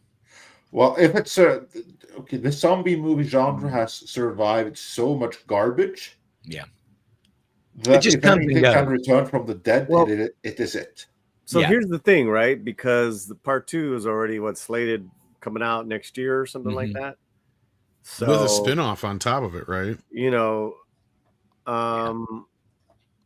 that would, I'm curious to see where that story goes, because this was just kind of just almost a prelude into Spike getting out into the mainland of the quarantine UK, and then he meets Jack Connolly's character at the end, and you know, Connolly's just incredible in a lot of things he does, and this is a great character, Jimmy, who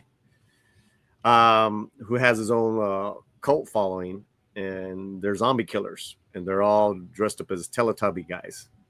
Oh my God, they are amazing. So I'm really curious if part 2 is about them kicking ass. I'm all in for Jimmy and his guys. Okay. Well, we got the Nia DaCosta spinoff too, right? So, but I think that's the problem is I think that's the same movie, bro. Let me look it up.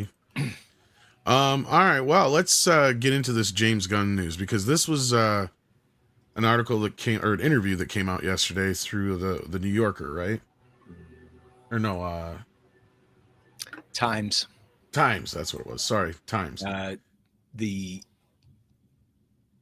So what's going on here is, okay, so the Times did this interview with James Gunn, and all the media is running with bits and pieces of this, and I wish we had more time to go through this. I wish we actually had started this sooner, but everything, the box office got in the way and all that business. But I have a feeling Andre is going to be doing a video on this before too long. This is a very interesting interview. Probably. Because I got to say up front, you read the actual full interview, and if you don't read the write-ups of the interview, you actually read the interview, you can tell the parts where the interviewer or writer of this article is editorializing, and they're clearly cherry-picking shit that Gunn's saying on top of it all to begin with. And then on the other write-ups, they're cherry-picking the cherry-picking. Does that make sense? Because this guy keeps trying to get into politics over and over and over again in this conversation, and Gunn in most places tries to steer out of it.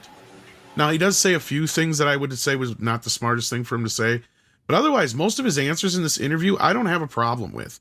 And then they're also adding all the shit back in that he said back in 2017 about Trump and stuff to this. And whenever a journalist does that, when you are interviewing someone right now and you're getting answers right now, and then they go back to an earlier interview, that means that they didn't get the answers they were looking for right now, and they're trying to spin a narrative, which is whenever they go back to an old story. This is always and without exception done to spin a certain narrative or to underline a certain point. Now, I haven't had the chance to read this thing in detail just yet, but I think that this is an attempt at spinning a narrative, and not necessarily one that came from Gunn. Well, Yes. even look Go at the ahead, Chris, sorry. caption. Look at the caption underneath this photo. Can you see? Can you scroll down to it, Tom? Underneath it says Superman's back and the Man of Steel is taking on Trump. Yeah, nowhere in this entire interview, okay, does James Gunn himself say Trump.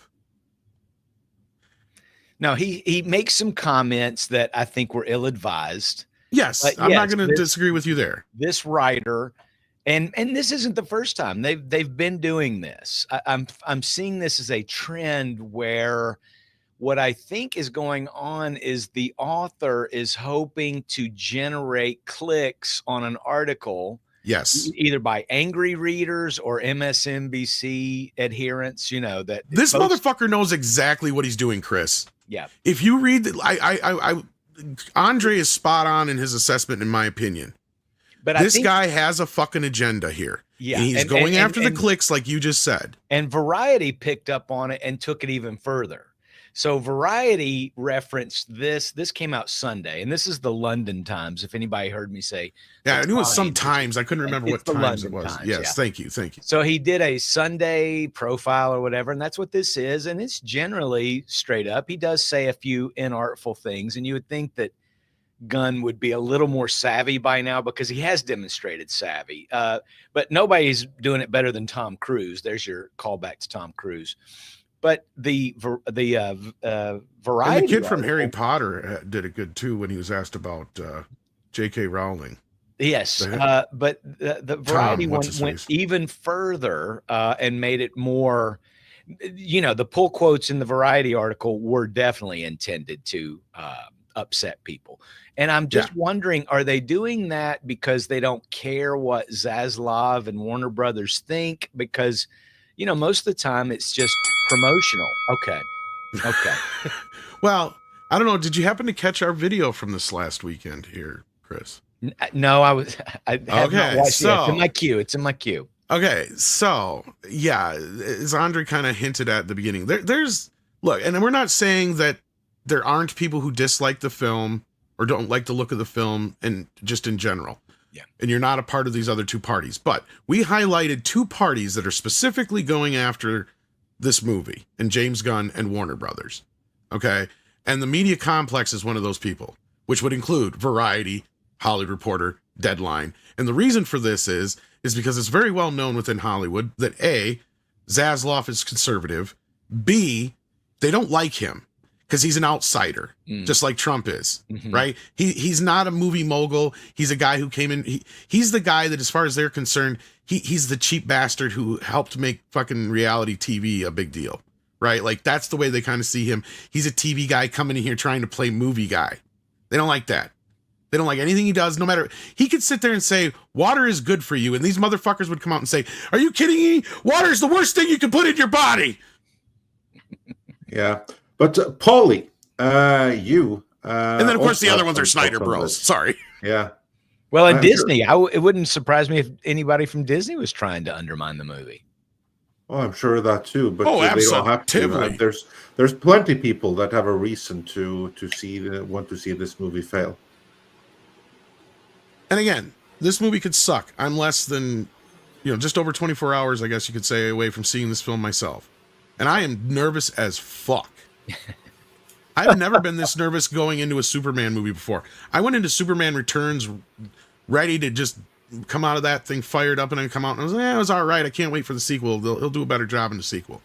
We never got that sequel. Man of Steel, I went in going, oh man, this is the guy that made The Watchmen, one of the best comic book adaptations of all time. This is going to fucking rule. And I walked out of it going, what the fuck just happened? Yeah. Yeah. And so now this is the first time I'm going in with completely tempered expectations going, this might be a bad movie. I am setting myself up for that possibility because Andre will be the first person to back me up saying, regardless of how I feel going into a movie, I try not to let my bias get in the way of everything else, no matter how it seems, because I was all for Beetlejuice. I was one of the first I remember showing him my ticket I bought right away when they went on sale. And I walked out of that thing more disappointed than anybody I know. Yeah, so and the thing that should have you worried is that I think that I'm judging by what Paulie said. I think I'm in a better position to like it because I absolutely freaking love Peacemaker. Yeah, I think, and that's one I watched Can I very little of. Can I add one more thing? Because you had like 2 points to this, and it was in your video. Sure, sure. Yeah, And go I for know it. Andre wanted me to chime in on this. Yeah, I did, yes. The third thing here, and I think it's it's kind of obvious, is that Hollywood now has a love boner over anything immigrant. Yeah, that's very relevant. So they might I mean, they it might be is- artificially pushing in as something that is by default in the story anyway, because he's kind of from the planet Krypton. Yeah. Yeah, he's a refugee from Krypton. Exactly. I yeah. mean, it is splattered all over this city. Both figuratively and literally, as far as immigrants and being kind, and we've lost our humanity, and it's like, well, we can hijack those ideals because that's what James Gunn's been talking about. Hey, Yeah. he must As a be making European, a political statement, and it's like, Yeah. you know what? That's bullshit, man. James, if anything, is a showman. So, and and I'm not saying that he doesn't agree with those politics. He probably does, as like does 90% Hollywood right now. yeah. But that's what this whole thing is. And I'm And I don't think he makes any secrets about that. But what I think is funny about this interview is that the interviewee keeps trying to steer it in this political direction. In fact, he's trying to get those kind of sound bites out of him that you're talking about, Paulie. And some people are pulling that out of this. But if you actually read the full statements, most of the time he's trying to stay pretty neutral, right? Well, like they ask him about the disagreement between Lois and Clark. He's like, well, isn't that reflective of what's going on right now with everybody arguing in their own households, basically, in so many words? Now, that's not exactly what he's saying. I'm paraphrasing here, but that's the gist of what I got out of it. I'm editorializing now. But at the same time, here's the big quote that everybody's getting into, and it's the immigrant / refugee quote, right? So this is how it's set up here. And before you say Superman has gone woke, this is all Superman's lengthy history, and it goes into part about how, he's from another planet we just brought up, and a specific story. And then it goes, I mean, Superman is the story of America, Gunn says. An immigrant that came from other places and populated the country, but for me, it is mostly a story that says basic human kindness is a value that is something we have lost. And he's been saying this before all this stuff. Like you said, like Paulie, they may have hijacked that idea, but he's been saying this since the movie's been announced. 100%. Like, this has been the thing he's been the same drum he's been Totally. I beating. mean, this is 100%. taken way out of context. Yeah. And I just want to say also too,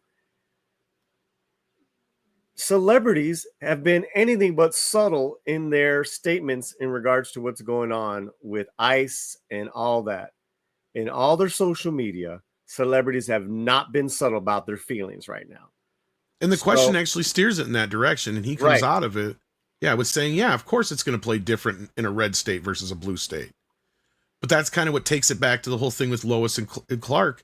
And that other part is that he basically is saying that he's giving us both sides of the equation, right? So you have Superman who refuses to kill, right? He says here earlier. And you have the other side of it where Lois is trying to make the argument that sometimes you have to kill, which makes sense because Lois, being raised in a military family, probably would come from that kind of place. Like, sometimes you just gotta take some bad motherfuckers out because shit happens, right? And Superman's like, that's just not the way I operate, right? If that's the case in this movie. I don't know. You've seen the movie. You can speak to it better than I can. Well, but that's the way he's kind of explaining it here. I can and I can't, right? Because I don't want to keep spoiling. True. So, but I mean, you can tell me if my sentiments, if I'm more in line with what he's saying here, or if you think I'm off, I guess is a better way of asking that. No, I think you're on point. Okay, so then. So that's about all we need to really say on that. So again, this is the big quote that everybody's keying in on. And then they editorialize about the shit that happened in 2018. Then everybody's picking up on that again. At no point does he bring up Trump. Check out the private chat. Oops, sorry. I can't spell, but you guys know. Yeah, I can read. Yeah. I mean, I can even read dyslexically. Yeah. Yes. Thank you. You're my people. You're my people. So then they try to steer back into it again, and You know, they talk about the monkeys trolling away, and because this is where they try to ask him about the cancelization, and this is what I was saying before too, where I said I don't know, I think it may have more to do with Snyder Bros and things like that. And one of my guys said to me, "Yeah, you're kind of more headed down the right road in so many words." And he says right here, because they ask him about the trolling monkeys and all that shit, and they asked specifically, "Was that about you getting was that about you and what happened to him?" He goes, "I don't think so." He says, grinning. "It's not really about me, but people in general driven by rage or the bots government pays for and that create all sorts of nonsense."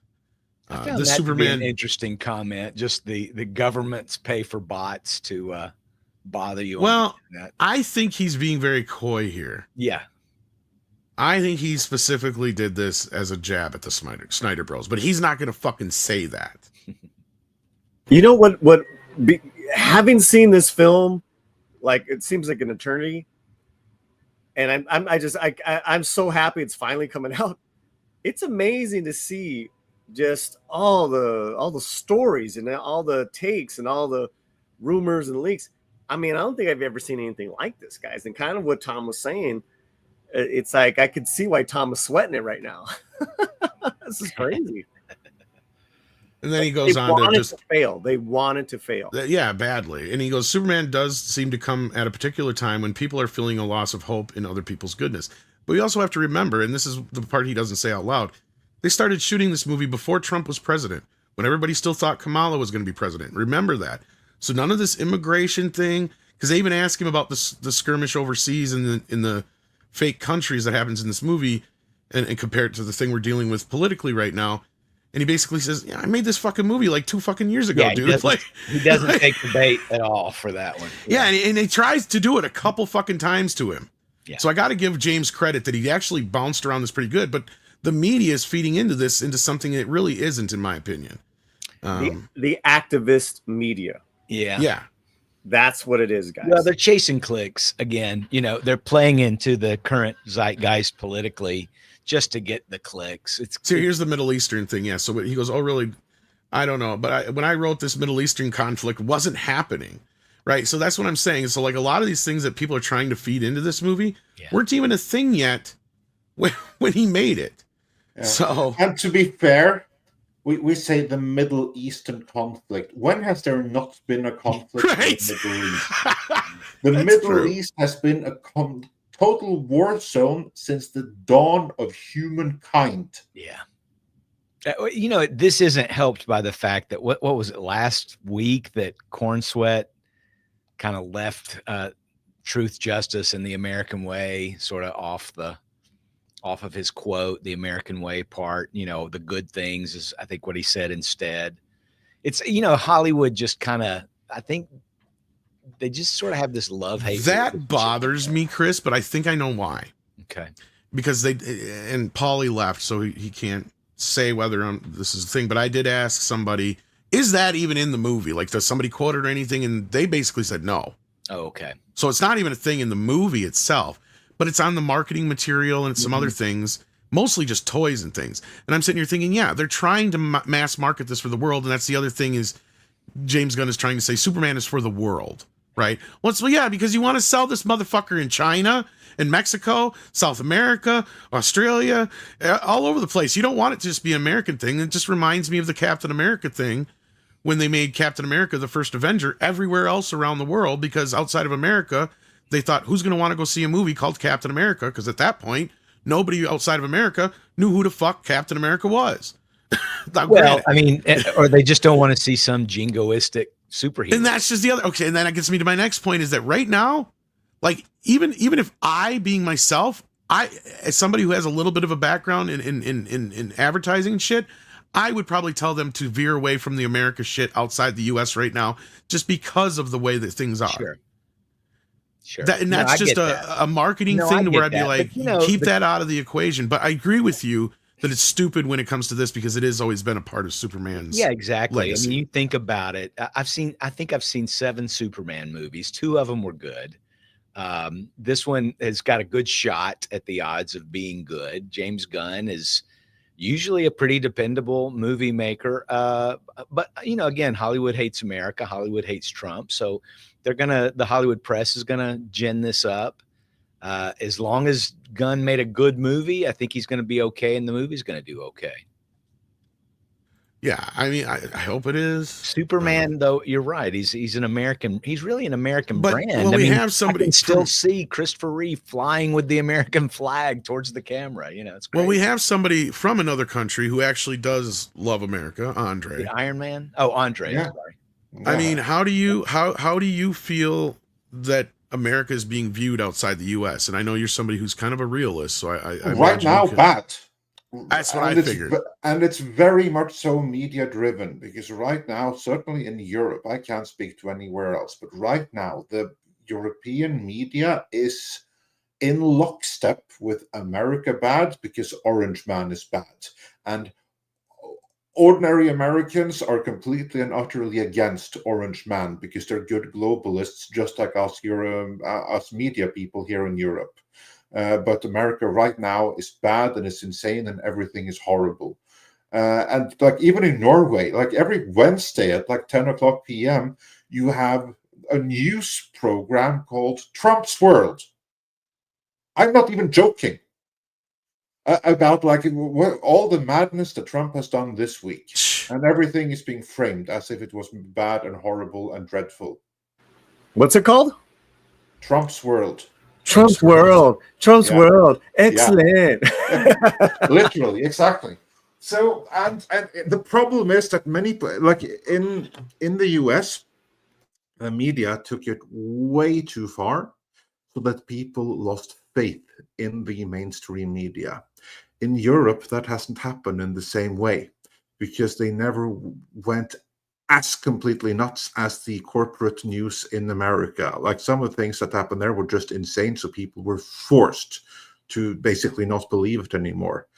That hasn't happened in Europe, not the same way. So the people watching alternate news and stuff like that is significantly smaller than what you have in the US. So I would say that right now, views of America are not as bad as during the Bush era with the Iraq invasion and stuff like that, but not too far off either. And it's entirely media driven because people are given extremely skewed and incorrect, well, not incorrect, but they're giving skewed news. They're not given the full picture. And for that reason, right now, perceptions of America are not good. So I agree with Tom. Internationally, it may not be the best idea right now to put truth, justice, and the American way in the movie. Now, I happen to feel it should be there anyway, and kowtowing to what Europe feels is the same thing as cutting away any kind of like LGBTQIAP plus stuff from movies because the UAE might not like it. And there are times when it really needs to be there for the movie, and then you really shouldn't kowtow. And it's like the same thing here. I think that truth, justice, and the American way needed to be in the movie. And I hope I will enjoy the movie, but already knowing that it's not going to be there, I will feel that's something that's missing. Because if it's something that the world needs more than ever right now, it is the American way.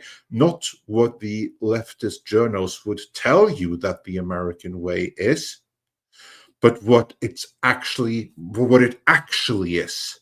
The American way that revitalized America after World War II and also brought Europe back again as well. That's what's needed. That's what we do need. So I wish it was in the movie.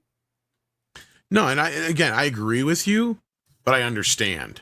Yeah, right. Like that's what I'm saying. Yeah, so, you're right, Tom. You're right. We're just coming out of 4th of July, and I can't tell you how many people in the business here in town who didn't celebrate it, who are ashamed or contemplative. And these are, working people in the business. And I said, just think about the words you just said, right? That you can actually question, that you can actually, disagree with your government, disagree with. That's why you need to celebrate. Yeah, Pick a day. Yeah. Pick a day. Yeah. And just chill for a fucking minute and hang out with other Americans. Yeah. Yeah. Right. And so, Indeed. as that's why this whole thing is a part of that. This shame. I mean, you have people wearing upside down flags, as fashion, going to parties this weekend. And it's like, you know what? Well, I know where you come from. You should know better. You should know like what the reason why your father left Spain. It's just the TDS, all that shit is like it's just. Well, I find it interesting really because what's interesting about this is because even James kind of makes these points, right? Yeah. And I know Chris, you got to go here, but like basically, it almost feels like James, without these people realizing it, he's saying that Superman is good because he's salt of the earth and he's raised by people that are middle America, right? The same people that you're saying that are these red state folks. So in a way, the values that Superman is bringing to the world are those values, right? And the people that he's up against are the people that are pushing all these other agendas, right? In a weird way, I have a feeling that may play out that way, whether it was intended or not, because think about it for a minute, right? Yeah, that's the best part about Man of Steel. He's not a threat to America. He grew up in Kansas. Right. Exactly. But Chris, thank you for being here, man. I know you stuck in his. Yeah, I do. Thanks again. We've got this story. We talk about it on Bleeding Full today, and we've got that post-mortem on 28 years later at bleedingfull.com. Thanks, guys. Good discussion. You guys are smart. I'm just happy to be here. We're glad to take have care you. of yourself. We love having you here, brother. All right. Take care, Chris. So yeah, I don't know, Andre, if there was much more you had to say on this before we get to the video. Anyway, I have to take a deep dive into the story. Yeah. I have not yet had the time to do that.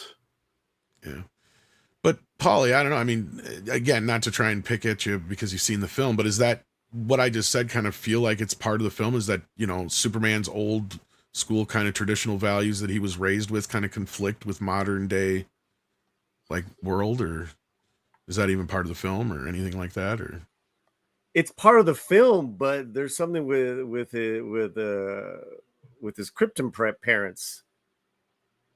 I mean, if anything, he leans in, and I said this to you, he leans into Mom, Pa Kent. Good. Yeah. Because these are the people that the media is calling, all these names, and I don't know if James is even aware of that in some ways. I mean, he might be, and he kind of is in his answer. It does feel that way, because that's what it feels like. His answers keep coming off as to me.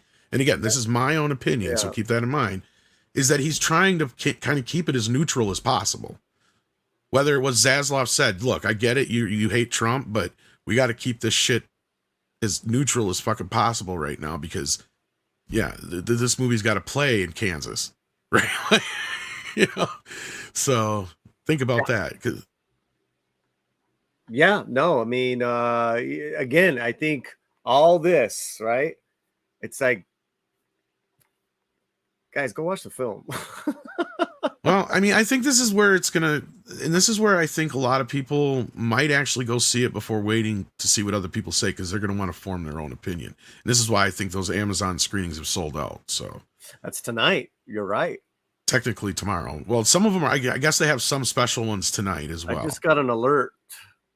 Yeah, there's some special ones tonight, I guess, in some places. I'm assuming maybe in bigger cities like LA and New York. Yours is tomorrow? Yeah, you're right. The LA one is tonight. 4:30 p.m. Wow. Man, you can see it a second time before I even get to see it once. That is not even fucking fair.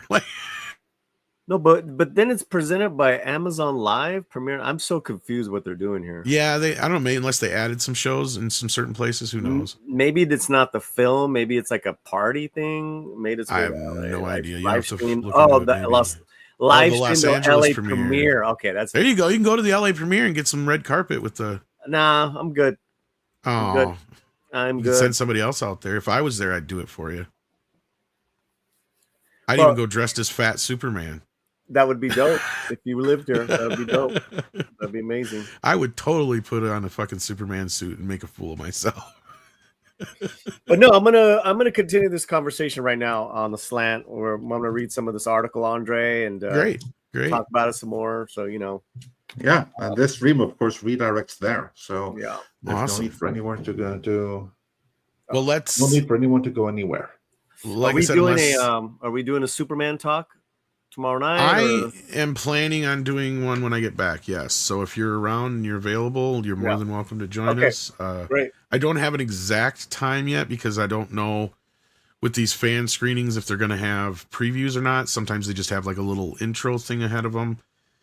So hopefully I'm back here by a decent hour and we go live between 10 and 11 o'clock Central Time. So Let's do it, man. It'll be a little earlier for you, but yeah. I'll catch you guys later. Have a great rest of your Monday. Thanks, All right, Andre. well, we're going to get back into super chats here and we're going to get out ourselves. So take care of yourselves and check out the slant after the show. We got Marksman 117B says 28 years. Spike Jones meets Jimmy, aka Jimmy Seville, Britain's most notorious PDF, who wasn't outed until after he died in late 2000s, post the movie timeline. So this is in the movie, is what you're saying? Yeah, no. That's reality. That's real. Okay, I have no idea what this is. Yeah, and he was outed after he had well and truly gotten away with it. Oh, Jimmy Seville. I know now that name sounds kind of from. Oh, Yeah. okay. I think I know who this is now. I think I know who you're talking about. Okay. All right.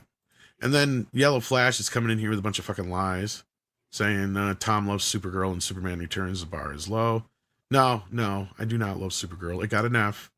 Don't even go there. And Superman Returns was right in the middle because it is half of a good movie. So there you go. I think that's very fair. He's talking about the tier list from last night. He's just being a dick. How you doing, Flash? Dr. Fauci's pardon prison butt sets in 5. Says the color, cinematography, and costume designs of Superman looks horrible and goofy. Movies are a visual medium. If it looks trash, it is trash. Well, hey, that's your opinion. If you want to have it that way, if you don't want to go see it because of that, nobody's going to change your mind. And we're not going to tell you otherwise. I'm just going to tell you what I think at the end of the day. So I'm never going to tell you what to do. And I don't think Andre ever would either. Oh, no. Far from it. Far from it. And then Patrick Robbins says, I'm just going to inform you of what you're voting for with your consumer behavior, and then it's up to you. That's pretty much as far as we take our responsibilities. Exactly. Yeah. Patrick Robbins says, I made a fan casting for Little Shop of Horrors remake. They are making one, by the way. Seymour Ben Schwartz, Audrey Ariana Grande, Oren Dwayne Johnson, Mushnick Jim Carrey. What do you think? Actually, I think Jim Carrey would be funnier as the dentist. And instead of Dwayne Johnson. I don't even know why. Honestly, I don't know why he'd be there, Patrick. But otherwise, the rest of it, not bad. Not bad. And if you flip-flop Jim Carrey as the dentist, why don't you bring in like J.K. Simmons as Mushnick? Somebody like that. I don't know. How big of a fan are you of Little Shop? I don't even know, Andre, if you've ever really watched it. So I've never really watched it, so I couldn't comment. I mean, I saw it in the background or something without really paying attention when I was a kid. That's some time ago. So it's you're one of gonna get those a crash course next year. Where I'd have to rewatch it. Because that's one we can actually do for the Classics channel. Yeah, because it's public domain, the original is. And next year is the anniversary of the musical movie. Meanwhile, it's still the anniversary of Constantine this year. It is, I know, and that's your hint at me, I know. I'm trying to set aside time, and every time I do, you usually throw 2 videos at me. It's like, I think, okay, I'm going to start working on Constantine today, and nope, 2 videos come my way. Audio been done for 2 months, everyone. So, yeah. Yes. I'll get there eventually here, and it'll hopefully be one of these weekends here very soon. Because I just got to set aside like 2 days and just crash it and just do it. Or maybe a few days in the middle of the week where I can work it out. Marksman 117B says, Alligator Alcatraz, Olympic Everglades, the movie. Where did this originate from? Everybody's been talking about it the last few days. I don't know where it originated from. That's the first I hear of it. Yeah, somebody want to send me the history on the Alcatraz alligator business. I'd love to know. Alex Kurtzman is an unemployed little bitch. Sends in 14 South African rands. Say real horses wear their underwear on the outside. Or heroes. Not real Where did horses. I don't know why I said horses. I'm But, having my you own know sort what? of Yes, dyslexia today. I agree with that completely. Real heroes does wear underwear on the outside. You know which hero started with that, by the way? Superman, or No, was it Phantom. Phantom? Yeah, I was gonna say Yes, yeah. it was the Phantom who predated Superman. Phantom is the That's first true. one to wear the underwear on the outside, and the reason he did that was to emulate the look of the strongmen at the time, because this was the 1930s. In the circus and stuff like that, you had these strongmen, and they had these. They basically had like these leotards with underwear on the outside. So that was the look. He was going for the look of Yeah. a strong man. He And then, had to of subdue course, the bulge Superman, for the Batman, ladies. they emulated that look later. And I have to say that what I liked the least about the Man of Steel costume was the lack of underwear on the outside. I think it looks kind of like ridiculous. It looks like he's something running is around in a missing. onesie. Yeah. Yes, it looks like something is seriously missing from his costume when he doesn't have that underwear. So I was so happy to see the return of the underwear. That was the right decision. I have always said this is the dumbest fucking debate ever. Ever. And I agree with you wholeheartedly, Andre. That look of that suit, no matter what, I don't care what you say. And this is why I haven't said much about the suit. I hate that Man of Steel suit. Hate it because of that. Nothing else I see when he comes on screen, and my eyes instantly go to that arena, because it's like, normally it breaks it up. You need that. There's a reason for it, because like you said, and Superman was the same reason why they gave him that outfit, was he was emulating the strong men and the wrestlers, right? Like that was what they were doing. And to me, it makes all the sense in the world. And plus, the whole point is you know, you're supposed to be looking at his costume and not his face, right? Like that was kind of the whole joke. Yeah. But it breaks it up. It doesn't make it look like he's running around in a big fucking onesie. And I'm sorry for those who actually enjoy that look. I'm not saying anything personally against you. It just, yeah, I'm with you on that one. Anyhow, let's move on. We talked too much about underwear. It's time to get going. We got other stuff to deal with today. And hopefully you guys have enjoyed our videos we've had out. Let me double check the Rumble side to make sure we didn't miss anything there. Yeah, we'll of course have another video on this this gun thing. Meanwhile, people seem to be enjoying the video we recently put out about how the media is out to get gun, and this London Times article is just further proof of just that. Indeed it is. And we're going to rile up the Snyder Bros again, I guess. Well, I don't care. Oh, they do. They do. It's kind of funny watching these guys. I don't have anything against them either way. Like, non-entity to me. I do. But my personal saga with the Snyder Bros is an old saga that goes way back to the years of Batman v Superman. So yeah, and that was because I got kicked out of. It started when I got kicked out of the Collider Facebook group by a couple of Snyder Bros, because I made a stink about this whole Zack Snyder Jesus thing. So like that's when they started that business. But anyhow, I wish I could recommend Jurassic World. I don't think most people will enjoy it, but give it a shot if you love cheesy, goofy dinosaur films. Otherwise, it sounds like F1 is the movie to go see before Superman comes out. But because I think that's leaving IMAX for Superman, so keep that in mind. Today and might be the last day in a lot of places it's showing in IMAX, if it's still showing. So with that, Andre, it is time to bring out the koalas in the rain. Koalas in the rain.